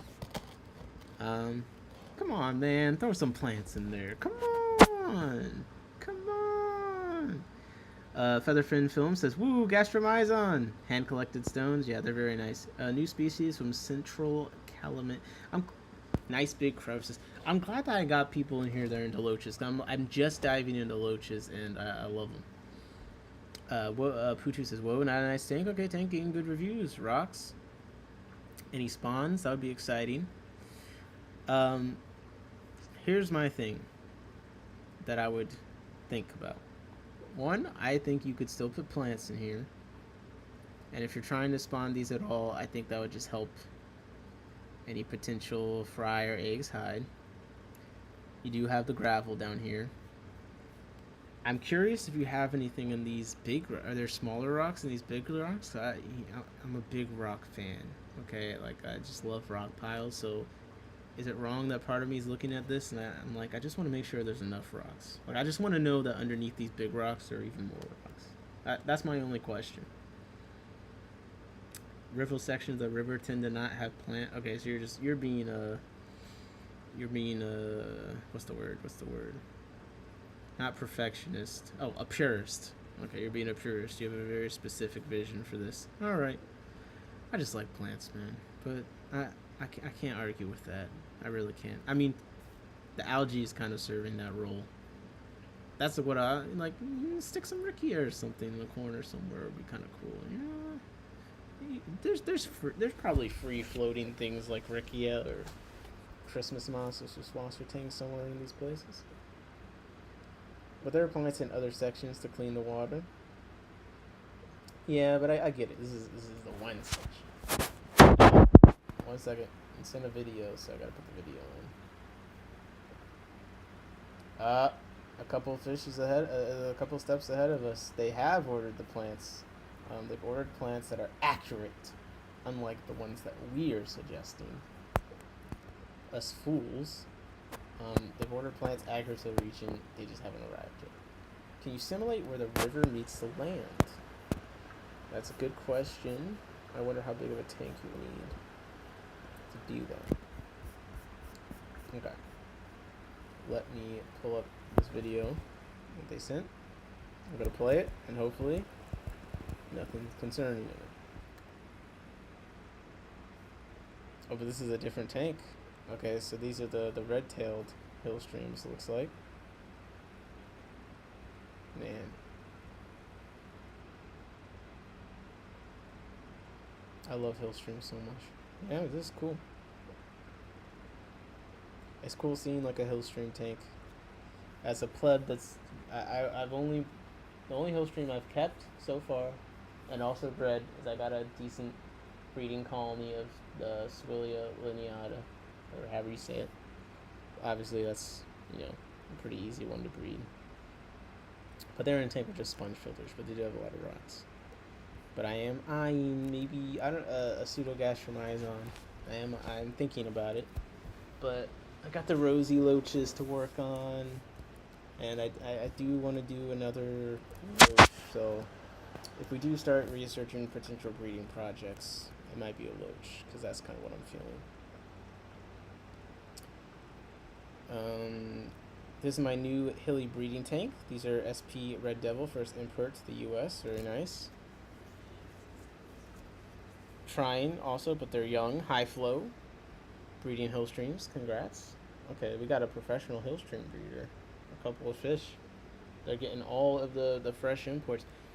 There's so many new hill streams. I'm like hesitant to jump into like any one of the new hyped ones now, because I feel like there's gonna be another even cooler one around the corner for a while. But I'm tempted.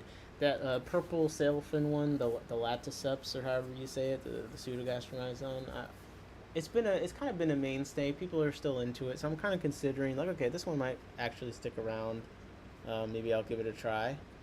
My LFS is supposed to get them in sometime soon again. They had them before, but they came in pretty rough, and it took them a while to get them right. Been hard into hillies for 2 to 3 years. And you gotta help me. See, I want to get another hill stream, but I still just have the Swilia. But those are pretty cool tanks. You've definitely been a hardcore. I'm gonna get this the right exact parameters. I can respect that. I haven't done that myself yet. Maybe one day. Just gonna let my photos from today kind of play around while we hang and chat. I was hanging out at the peacock, with the peacock gudgeon fry for a while. That's why there's a lot of photos of those. Bro, I just like how early you can kind of see how much they look like the adults. It's just very cool to me. Any fry where you can tell what it is and it's not going to get confused is just helpful if you're breeding a lot of different fries. So I recommend. I think there's a vid of the other tank too. Okay, let me look. See if it sent some more. I do see it's sent in 2 different. I see. I only have one video here that I'm seeing. The second email does have a video file, but it seems to be the same name, so I don't know if it's actually a different video or not. Yeah, it's the same one. Do you have Empire Gudgeons? I don't have Empire Gudgeons. I'm looking at the banded gudgeons, though. And one of my local stores has the banded gudgeons in. And I guess I'll put a picture of the banded gudgeons in here if you're not familiar. But I'm tempted.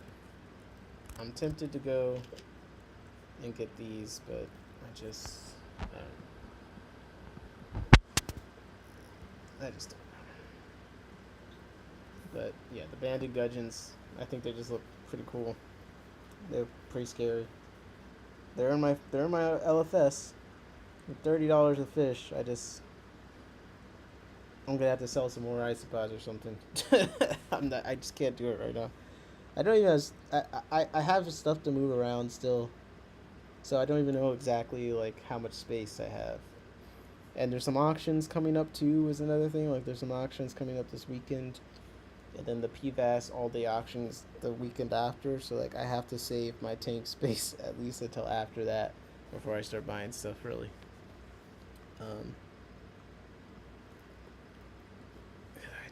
And then also I'll be selling stuff at the auctions, so then hopefully I'll have the money to actually buy fish with. They're more managed in my Gmail's limited file site. Okay, attach a small video, a picture of BM and blue tail together. Awesome. Okay, I'll get some more hill stream videos in from a couple of fish. Oh, a blue fin and a red fin together. Ooh, that does actually look pretty cool.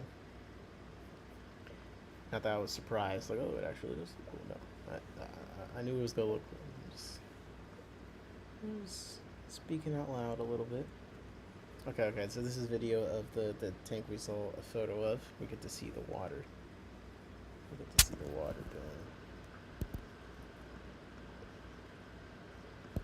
second.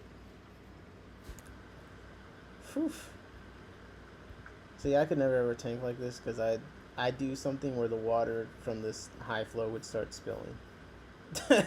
Like, I look at this tank and I just see 1,000 different ways that I'd mess it up and cause a giant spill in my house. Honestly, it does scare me a little bit. And then we got a photo of the blue and the red Hillstrom together. The best of friends. Look at that.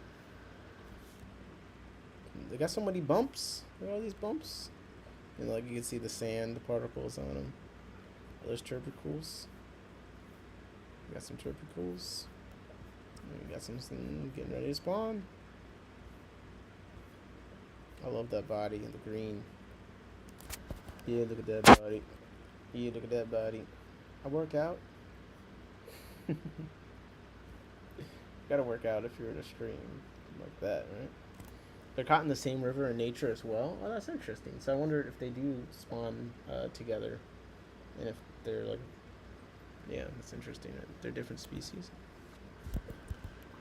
Yes, if you're on the stream the other night, I was talking about this fish that I was kind of runt fish that was real beat up in the store that I took a liking to, and so this is her. She's a Pelvicochromis cribensis, and I was spending some time watching her this morning because I'm pretty sure that she has some fry right now. I'm actually like, I saw her in the store, and I just felt so bad. She looked so beat up, and I was like, is she still here? When I come back, like I'm gonna get her, and I'm so glad I did because I'm not even the kind of person to like necessarily feel like I gotta save a fish, and I'm sure someone great would have bought her. But I've had so many failures. I've killed so many fish with my incompetence. Like, I get so much out of just watching her. It's like something I haven't messed up. And I'm really hoping that she has some fry, because it would just make me very happy to see her be able to kind of live out her life. So she's been going in and out the cave. The male's been guarding it, and it's pretty. The male's kind of young, but it's pretty consistent with how my cribs have acted in the past.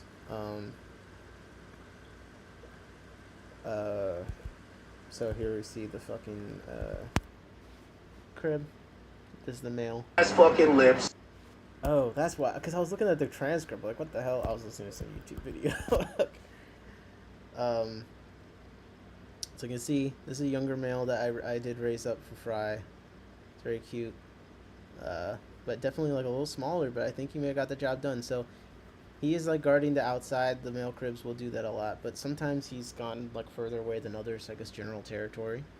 But you can see she's definitely in there, up to something. And again, the cribs are good parents. So notice like, she came out, he went in. You know what I mean? She's like, yo, hold up. This is why I think there are fryer eggs in there, because the male went in, and sorry, they're caught in the scene. The green is very nice, not really in Zebras or SKO3. You're getting too technical on Couple Fish. That's a thick one. Thank you for taking her. Good job, Short King. Yeah. So you see, the male went in. I think there's fryer eggs in there because as soon as he went in and she was outside, I mean, I'm sure he had good intentions, but she immediately went back. I was like, hell no. And you can see here a bit more, like, the males of this species of cribs, like, I think cribs are kind of researching its popularity. People don't realize how much variation they have. But these guys, they have such a nice, like, pattern and so much purple.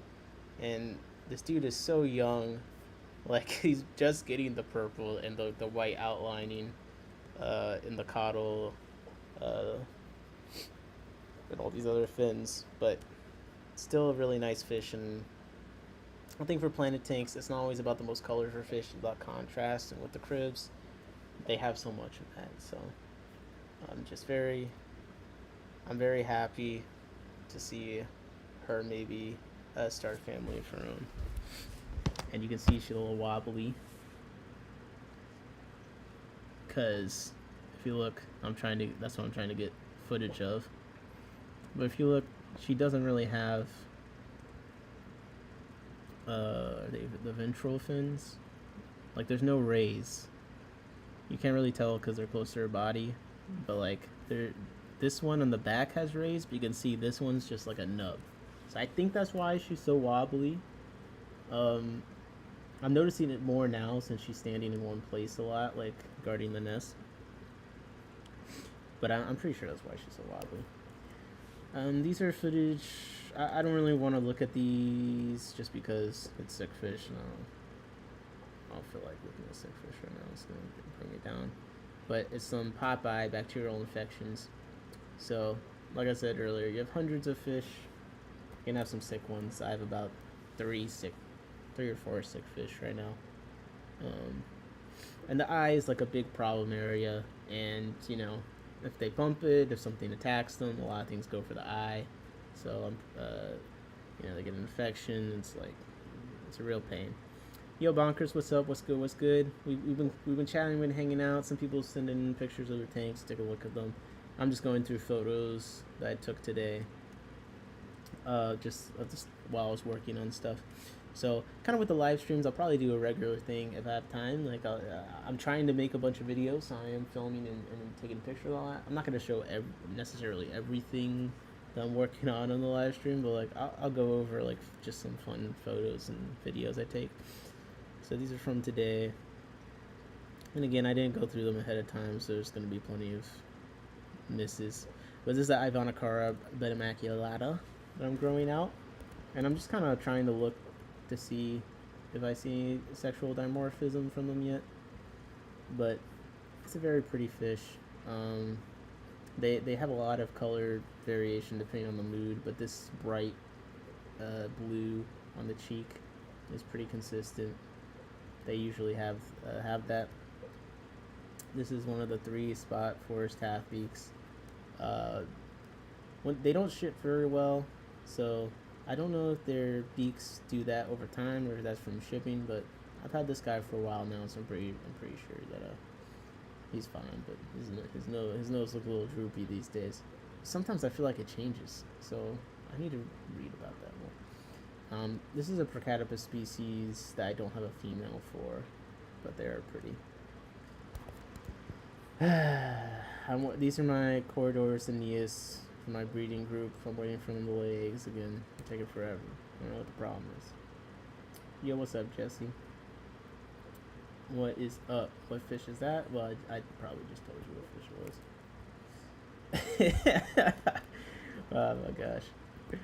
I'm too good. But you know, I didn't really realize when I first got them, the normal corridors, like green cories, got so shiny. But oh man, I was trying to get a good photo of this guy today, the Epiplates roloffy. I didn't succeed. He wanted to hide. He wanted to, well, not hide. He wanted to go fast and dodge in and out of plants. Okay, this isn't the worst. Always blown away by how pretty this fish is. This is definitely like one that you see across the room. I mean, constantly. Bright orange. You can't see it. Blurred out cheetah print. Bright blue chin. Bright blue eyes. I've been collecting eggs from them every day. I swear to God, if none of these eggs hatch, I'm going to kill myself. I want more of that fish so badly. So badly. That's one of the bacterial infections in the eye of lamp eye. It hasn't been anything like, so I have like 2 or 3 fish with this. I think it's just like a damage fighting thing or just bumping thing. It's not been something that's like spread or been a problem otherwise. But I got a tank for sick fish, and I try and take pictures of them just so I can actually, I don't know, maybe learn something later at some point. I was happy to get photos of this today. This is a Scarlet Batis juvenile. That's the one blurred out right here. That's the one that first photo was of. Do they actually look different to you? I don't know why they hang out at the breeder box. Oh, this is a freshwater limpet. This little blob here. Yeah, excuse me. Some people were asking about limpets the other day. That's something I want to make a short video about, definitely.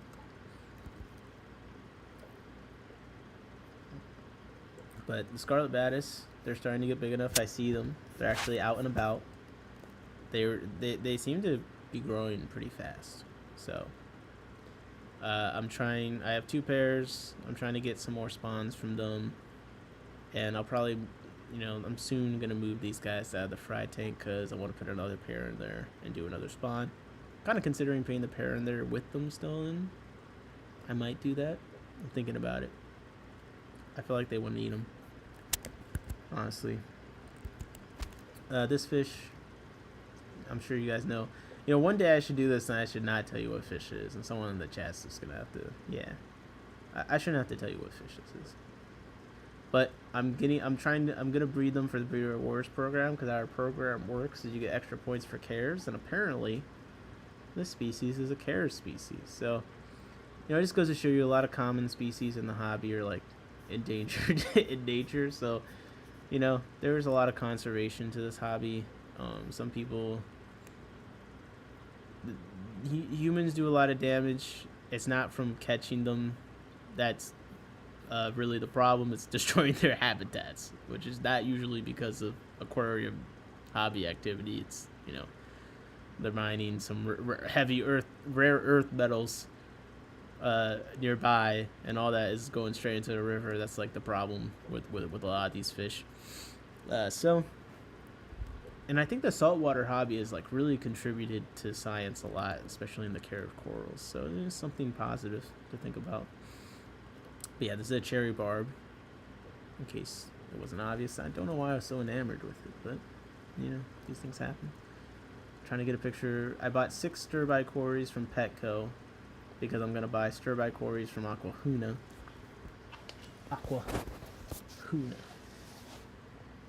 Or Aquahuna. No, I literally asked them how to say it. It's Aquahuna, right? No, it's Aqua. It's the person's name. Is the Huna. God damn, bro. Am I getting tired already? It's only 11:46. I sent my Tanko. Oh, we gotta. Okay, guys. I need cories. Yeah, bro. Anyways, let me just wrap this up before we do a tank. We got a tank review in from the UK across the pond. Okay, so this is an internet, like, we're putting. There's probably a tariff tax on me receiving this. The stir-by cories, I've been really liking them, so I bought 6 from Petco, and I'm gonna buy 6 or whatever number from Aquahuna and compare the two. It's not a perfect comparison because one's being shipped and the other isn't. But I felt bad because I did a bunch of tests and I still haven't done my full Aquahuna update. But two of the people that also ordered fish from them, well, you'll see in the update. But I just felt like I wanted to also order stir buys. I'm gonna say Aquahuna and no one can stop me. I'm already nervous. Yo. Hold up. The red coat has sent in the tank. We're gonna be fair though. Gonna be fair. I'm downloading the photos. I'm gonna tell you guys already. It's already controversial. Why? There's some damn goldfish in here. You know how I feel about goldfish. They're great. I love them. Okay, so Yu-Yo in the chat. Everyone show your appreciation for them real quick. Being brave enough to put their tank up for us to admire and compliment. Or ruthlessly bully them and they'll never until they never show their face in this part again. Okay. So, first photo we have from our friend across the pond is a very angry looking goldfish. Now, if someone sent me this with no context, I might think that this was a threat.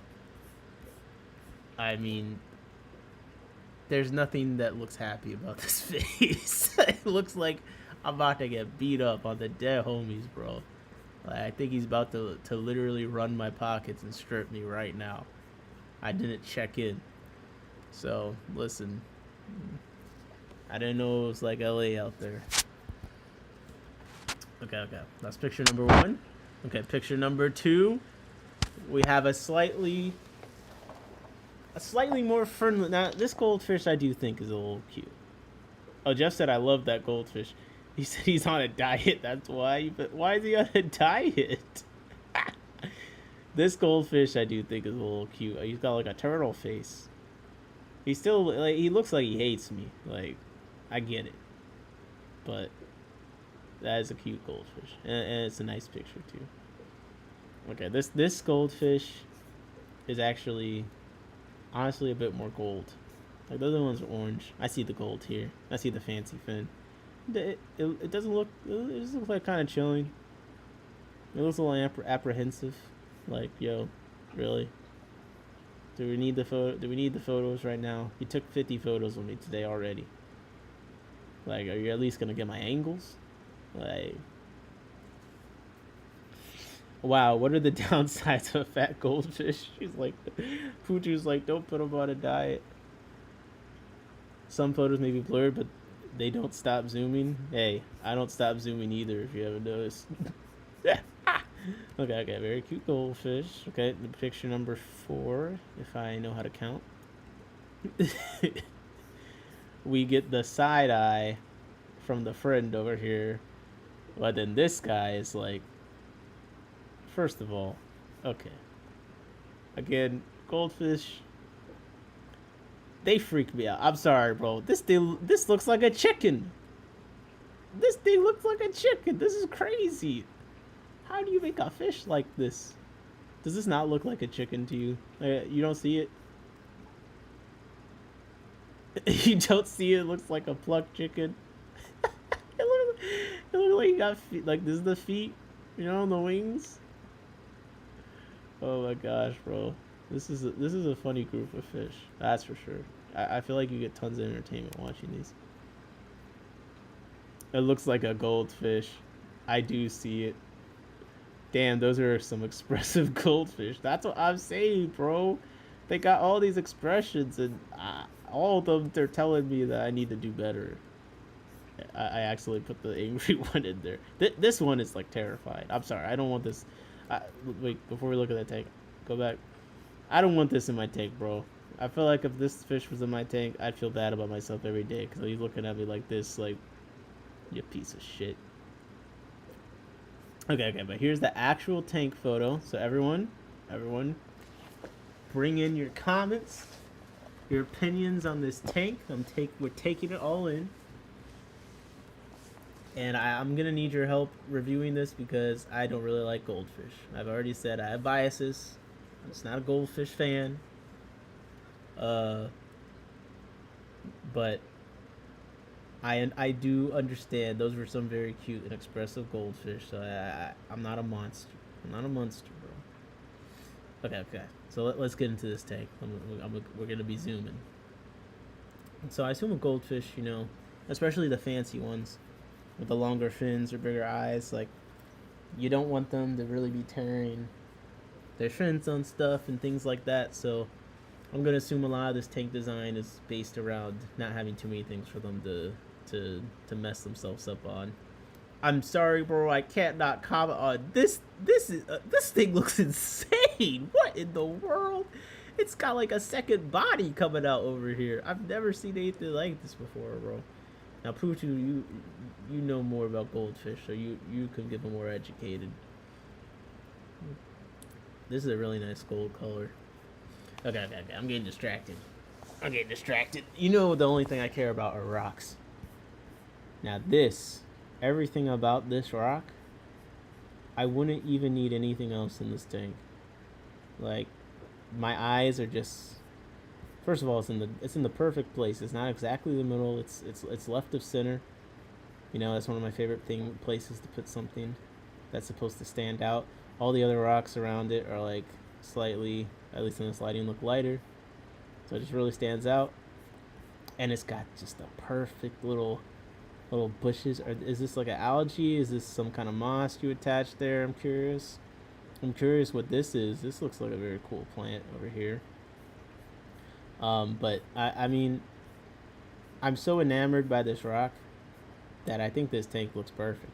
Just because I could sit here and just stare at that rock all day long. Okay, let me see what you guys are saying.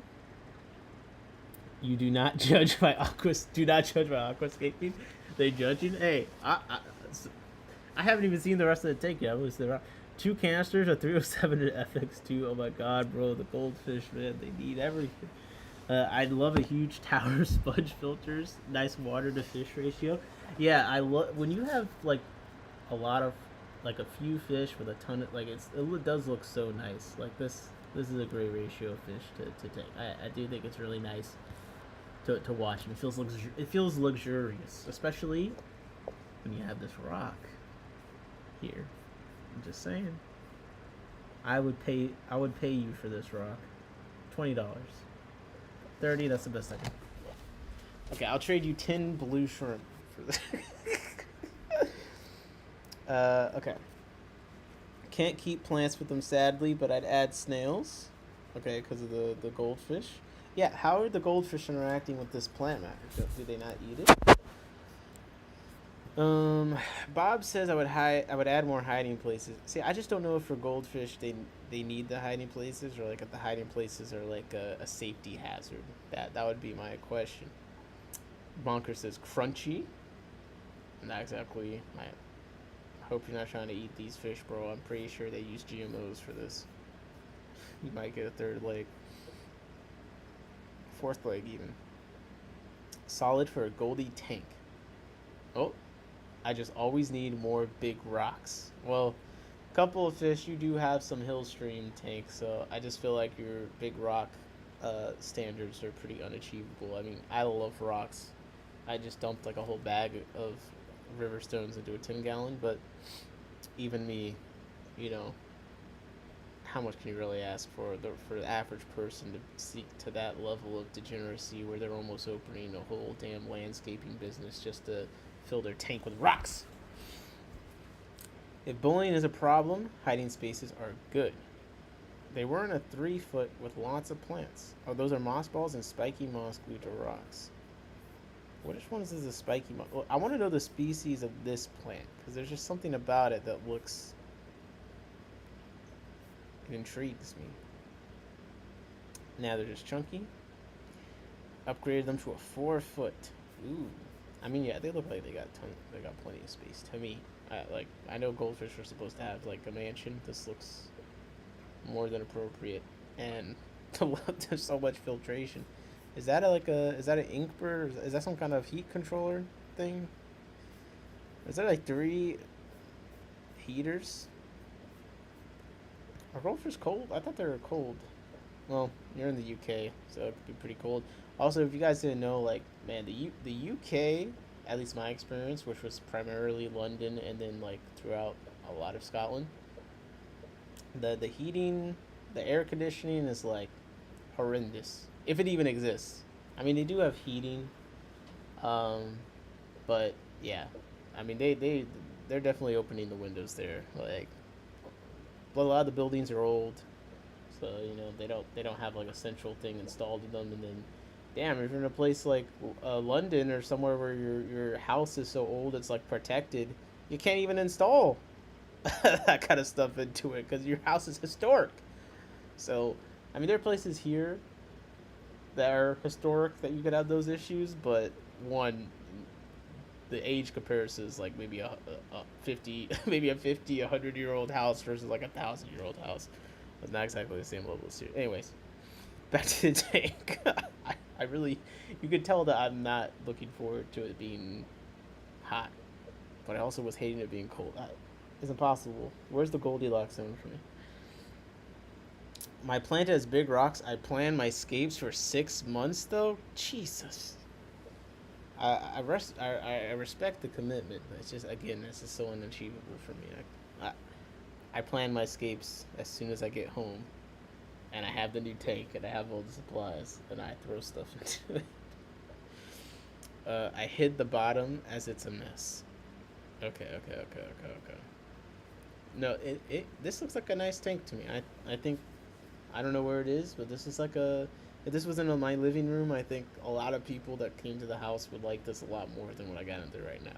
Like, this is something I think most people would highly enjoy sitting by, having a chat, having a tea, maybe enjoying some Jaffa cakes, and yeah, I I I I've got no problems. I'm just really, I just love this rock. I'm not gonna lie. I need a rock like this. If you see a tank that I make and it looks exactly like it, it's completely different from this thing in every way except there's a rock that looks exactly like this in the exact same place. You know where I got it from. Goldfish are so gassy we have to over filter, bro. That's crazy. It's in my living room. They follow me around. Oh, yeah. I mean, that sounds incredible, dude. Honestly, that sounds incredible. Great work. Great work. I think that looks like a very nice tank. The goldfish are living the life, if you ask me. And Kutu, you know more about goldfish than I do. Seems like you approve what's going on here.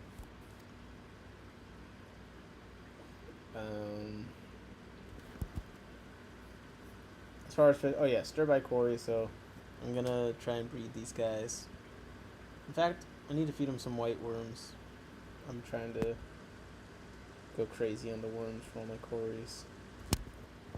Especially now my white worm culture is actually doing something. That kind of helps. Oh, this is a 173B. I have 8 of them. I bought a group of them when they were like really small, so it wasn't that expensive. I bought them on Aquabid forever ago. But they're not like at the top of mind necessarily for breeding. I just kind of keep them and enjoy them. But I am starting to move them to a smaller tank where I can actually watch them more. This is one of the older straws that you may have seen a couple times at this point. So I'm curious to see when they hatch, because the one that I have is the other one that I bought from the Czech Republic doesn't have as much brown spotting, but I think that comes with age. But this guy is much more orange than the one from the Czech Republic. So overall, I think I like this one quite a bit more. But he's an older. I bought an older pair. Aaron got me a trio that he was ready to give up on. Yep, better not catch my goldfish here, you slander them. Hey, bro. Just listen on headphones. Goldfish would totally follow you around if they could fly. Oh my god. You should invest in goldfish for real, bro. I do not have the space, but I do enjoy seeing you guys as a goldfish. This is the African blue-banded barb, one of the fried that I got from Jesse. Just one more fish, and you can see they're. I feel like that fish looks pretty good. I'm fattening them up. I've started catching them and moving them to one of my general population tanks where fish that I already have and care about are. So I feel like I hit them with some general cure once or twice. I've been feeding them. They're starting to look good, so I'm going to move them in. This is, so I have maybe 8 days. So this is a female of the strawberry beta pair. I did reunite them. So if you weren't around, weren't familiar, the strawberry beta is a wild type beta fish, and the mouth brooders. So you can kill the males if you let them just continuously breed because they can't eat while they're holding the eggs in their mouth, from what I understand. And it seems like they hold the eggs in their mouth for as long as 2 weeks sometimes. So I had him spawn back to back by accident. I separated them for a while, put them back together. He's been hiding, so I had to get his eggs again. She's in there. I need to take her out. I need to take her out. It was a shrimp tank. It's not anymore. That's all I got to say on that topic. I've gotten a lot of my shrimp eaten recently, and we don't need to discuss it any further. To be honest, so. Okay, here's the female again. It was hard to get pictures of her because the beta, these betas, like, I mean, they're smart. They're watching you. When I go up to the tank, even if they're hiding, like, they'll come out and say hi. They're very nice, very personal. But the fact that they watch outside the tank means they notice the camera, and they're not like the biggest fan. You can see, even though she's more plainly colored than the male, actually still a really pretty fish. Still has some pretty nice fins. Still has a white outline on them, and also just the way that they swim around and move. Just a fun fish to watch. So I have a bunch of fry for them. I'm looking forward to having a tank full of them and seeing if I can get them to community breed. I'm thinking of putting them in the 29 gallon that I have right now. That is just cribs and Aphysemium bivitatum funge. And I'm thinking of moving the Achilles out and putting these guys in with the cribs. Naming fish after food increases sales. Apparently, bro. I still can't get over the cookies and cream loaches. That was egregious to me. I'm sorry. Okay, but holy, you can see that she's intentionally like trying to stay out of the view of my camera, but god damn, I love this bitch. Like, it's just the way that she moves. I rewinded because I just want to watch. I love watching them like snake through. It's a fun fish to watch interact with the environment. You can see even like the gold tones in the brown, and they really just go in things, through things. And I have been messing with my autofocus settings, so like that's why it's kind of missing, but also I sometimes manual. But you can see it's a very fun fish to watch. And with a fish, you can kind of tell when they're like, they see you, like, hey, I see you, I'm out in the open. So it's just kind of fun because she is moving around with the thought of her head that I'm watching her, and it just kind of feels like we're actually hanging out and chilling. Now you can tell I'm feeding a lot of baby brine because when I'm feeding baby brine heavy, I start seeing these guys, which is some big, ugly hydra. And I've even put an open area in this tank in the past, and I usually don't see hydra that much, but you feed enough baby brine shrimp, they find the strength to live. So I'm gonna keep an eye on that. Hydra aren't a huge problem, but like they definitely affect the behavior of some inverts that I'm a fan of. This is of course peacock gudgeon fry, and I have them in with the God. What? I didn't expect to see the goldfish photos coming back up. He got me. He freaking got me, bro. This fucking guy.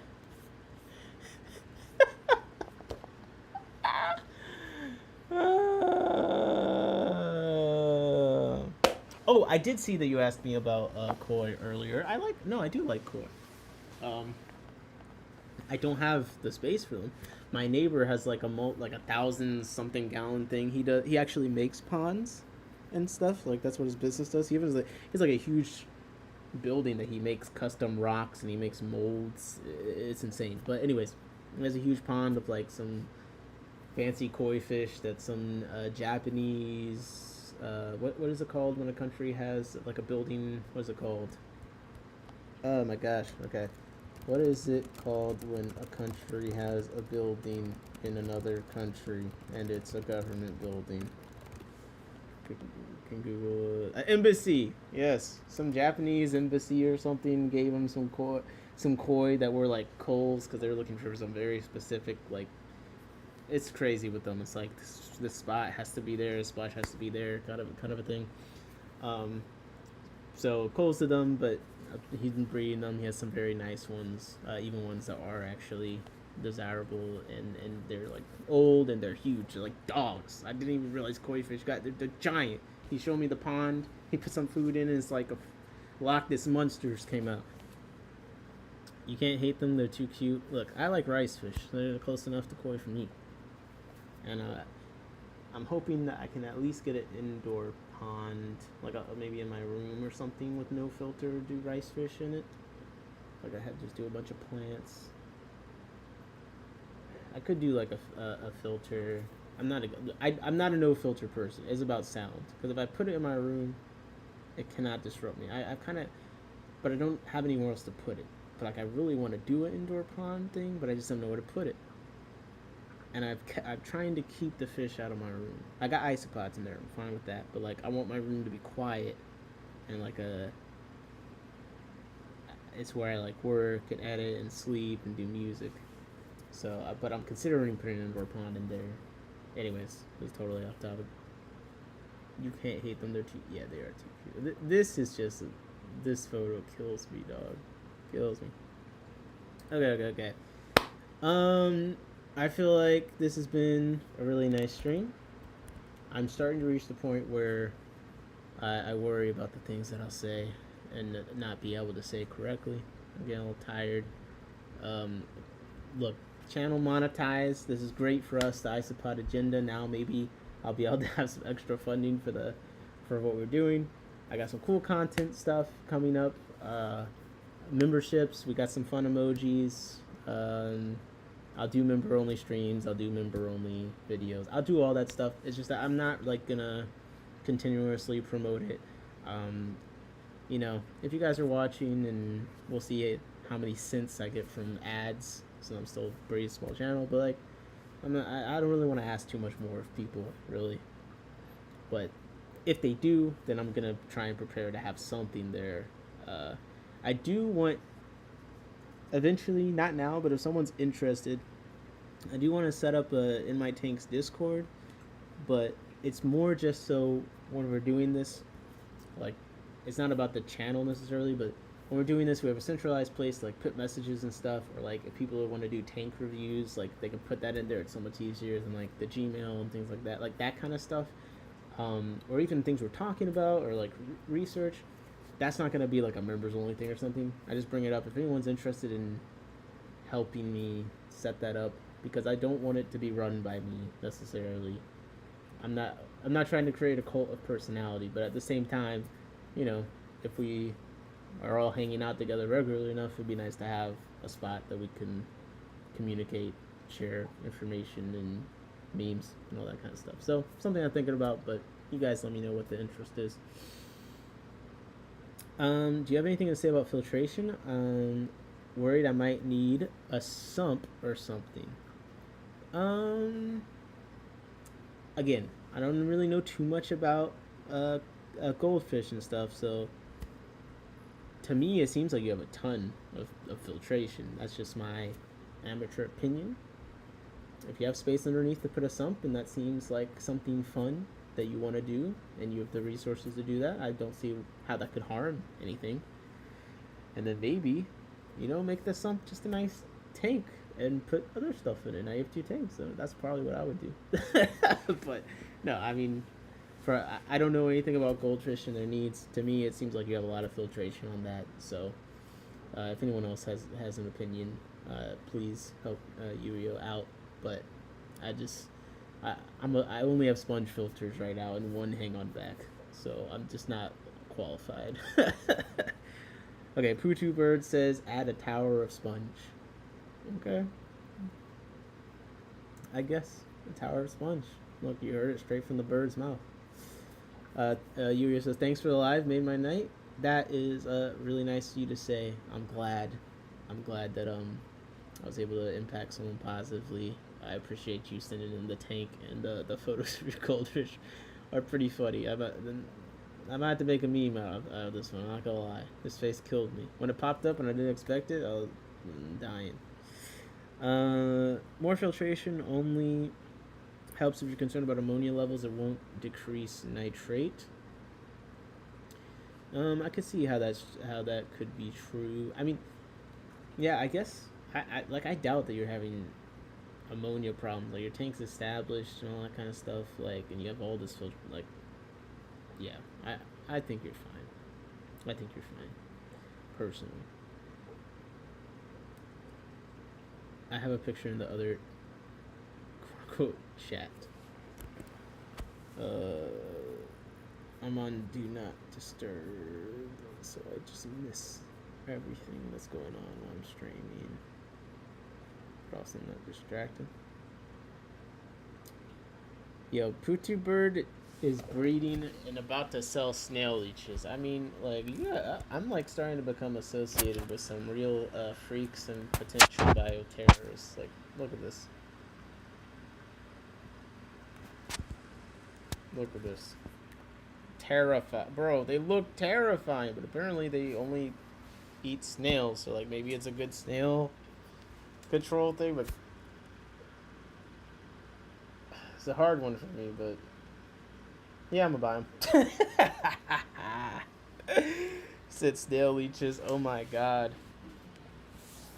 But Bob, I agree with you. I think if the ammonia is here, you're probably fine. Just from my understanding of the cycle, how bacteria and stuff grows in the tanks, like actually,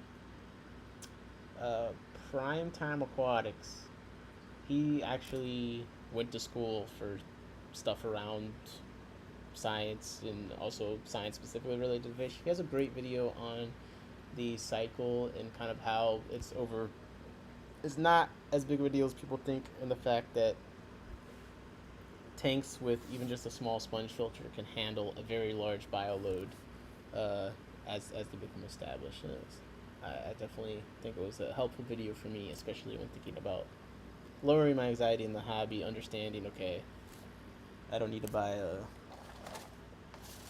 at least for me, but I don't have goldfish, so that's a whole different thing. They are unholy. I don't like them, but $20 is $20. I need to look up. A 20 is a 20. Yeah, if you guys want, let me read to you the listing that, and hopefully, Captain, you don't mind if I read this listing. But this is, tell me if you guys would order these snail leeches. This is the photo. Now I'm gonna read the description. And you know what?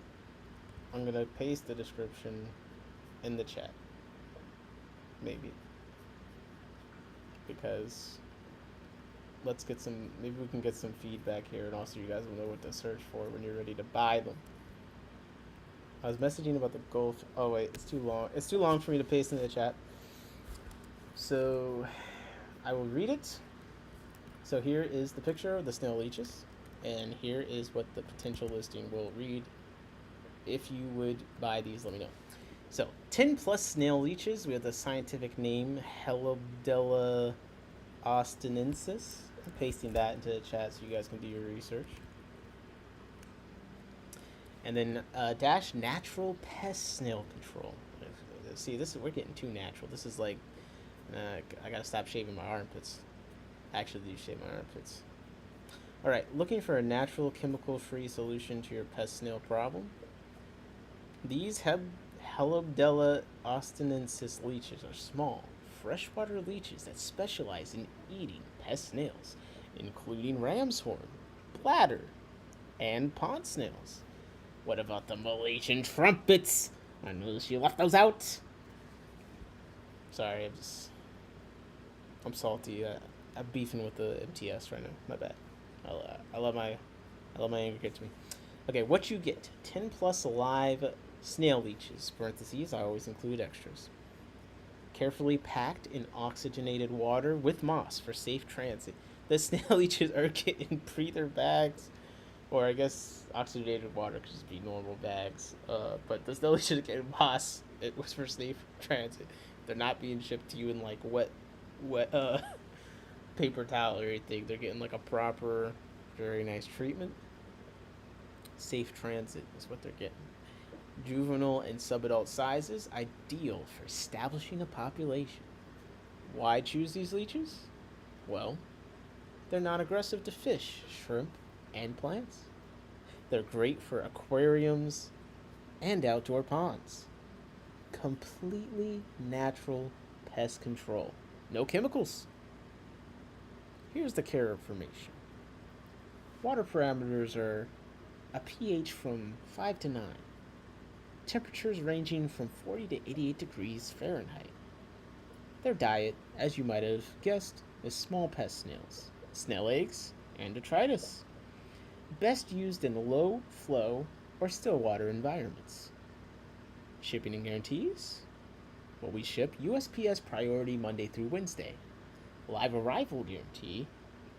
If any arrive DOA, just send a clear picture within 2 hours of delivery for a refund or a reship. US shipping only, no international orders. Note, these leeches are tiny, 3 to 10 millimeters, and fascinating to observe.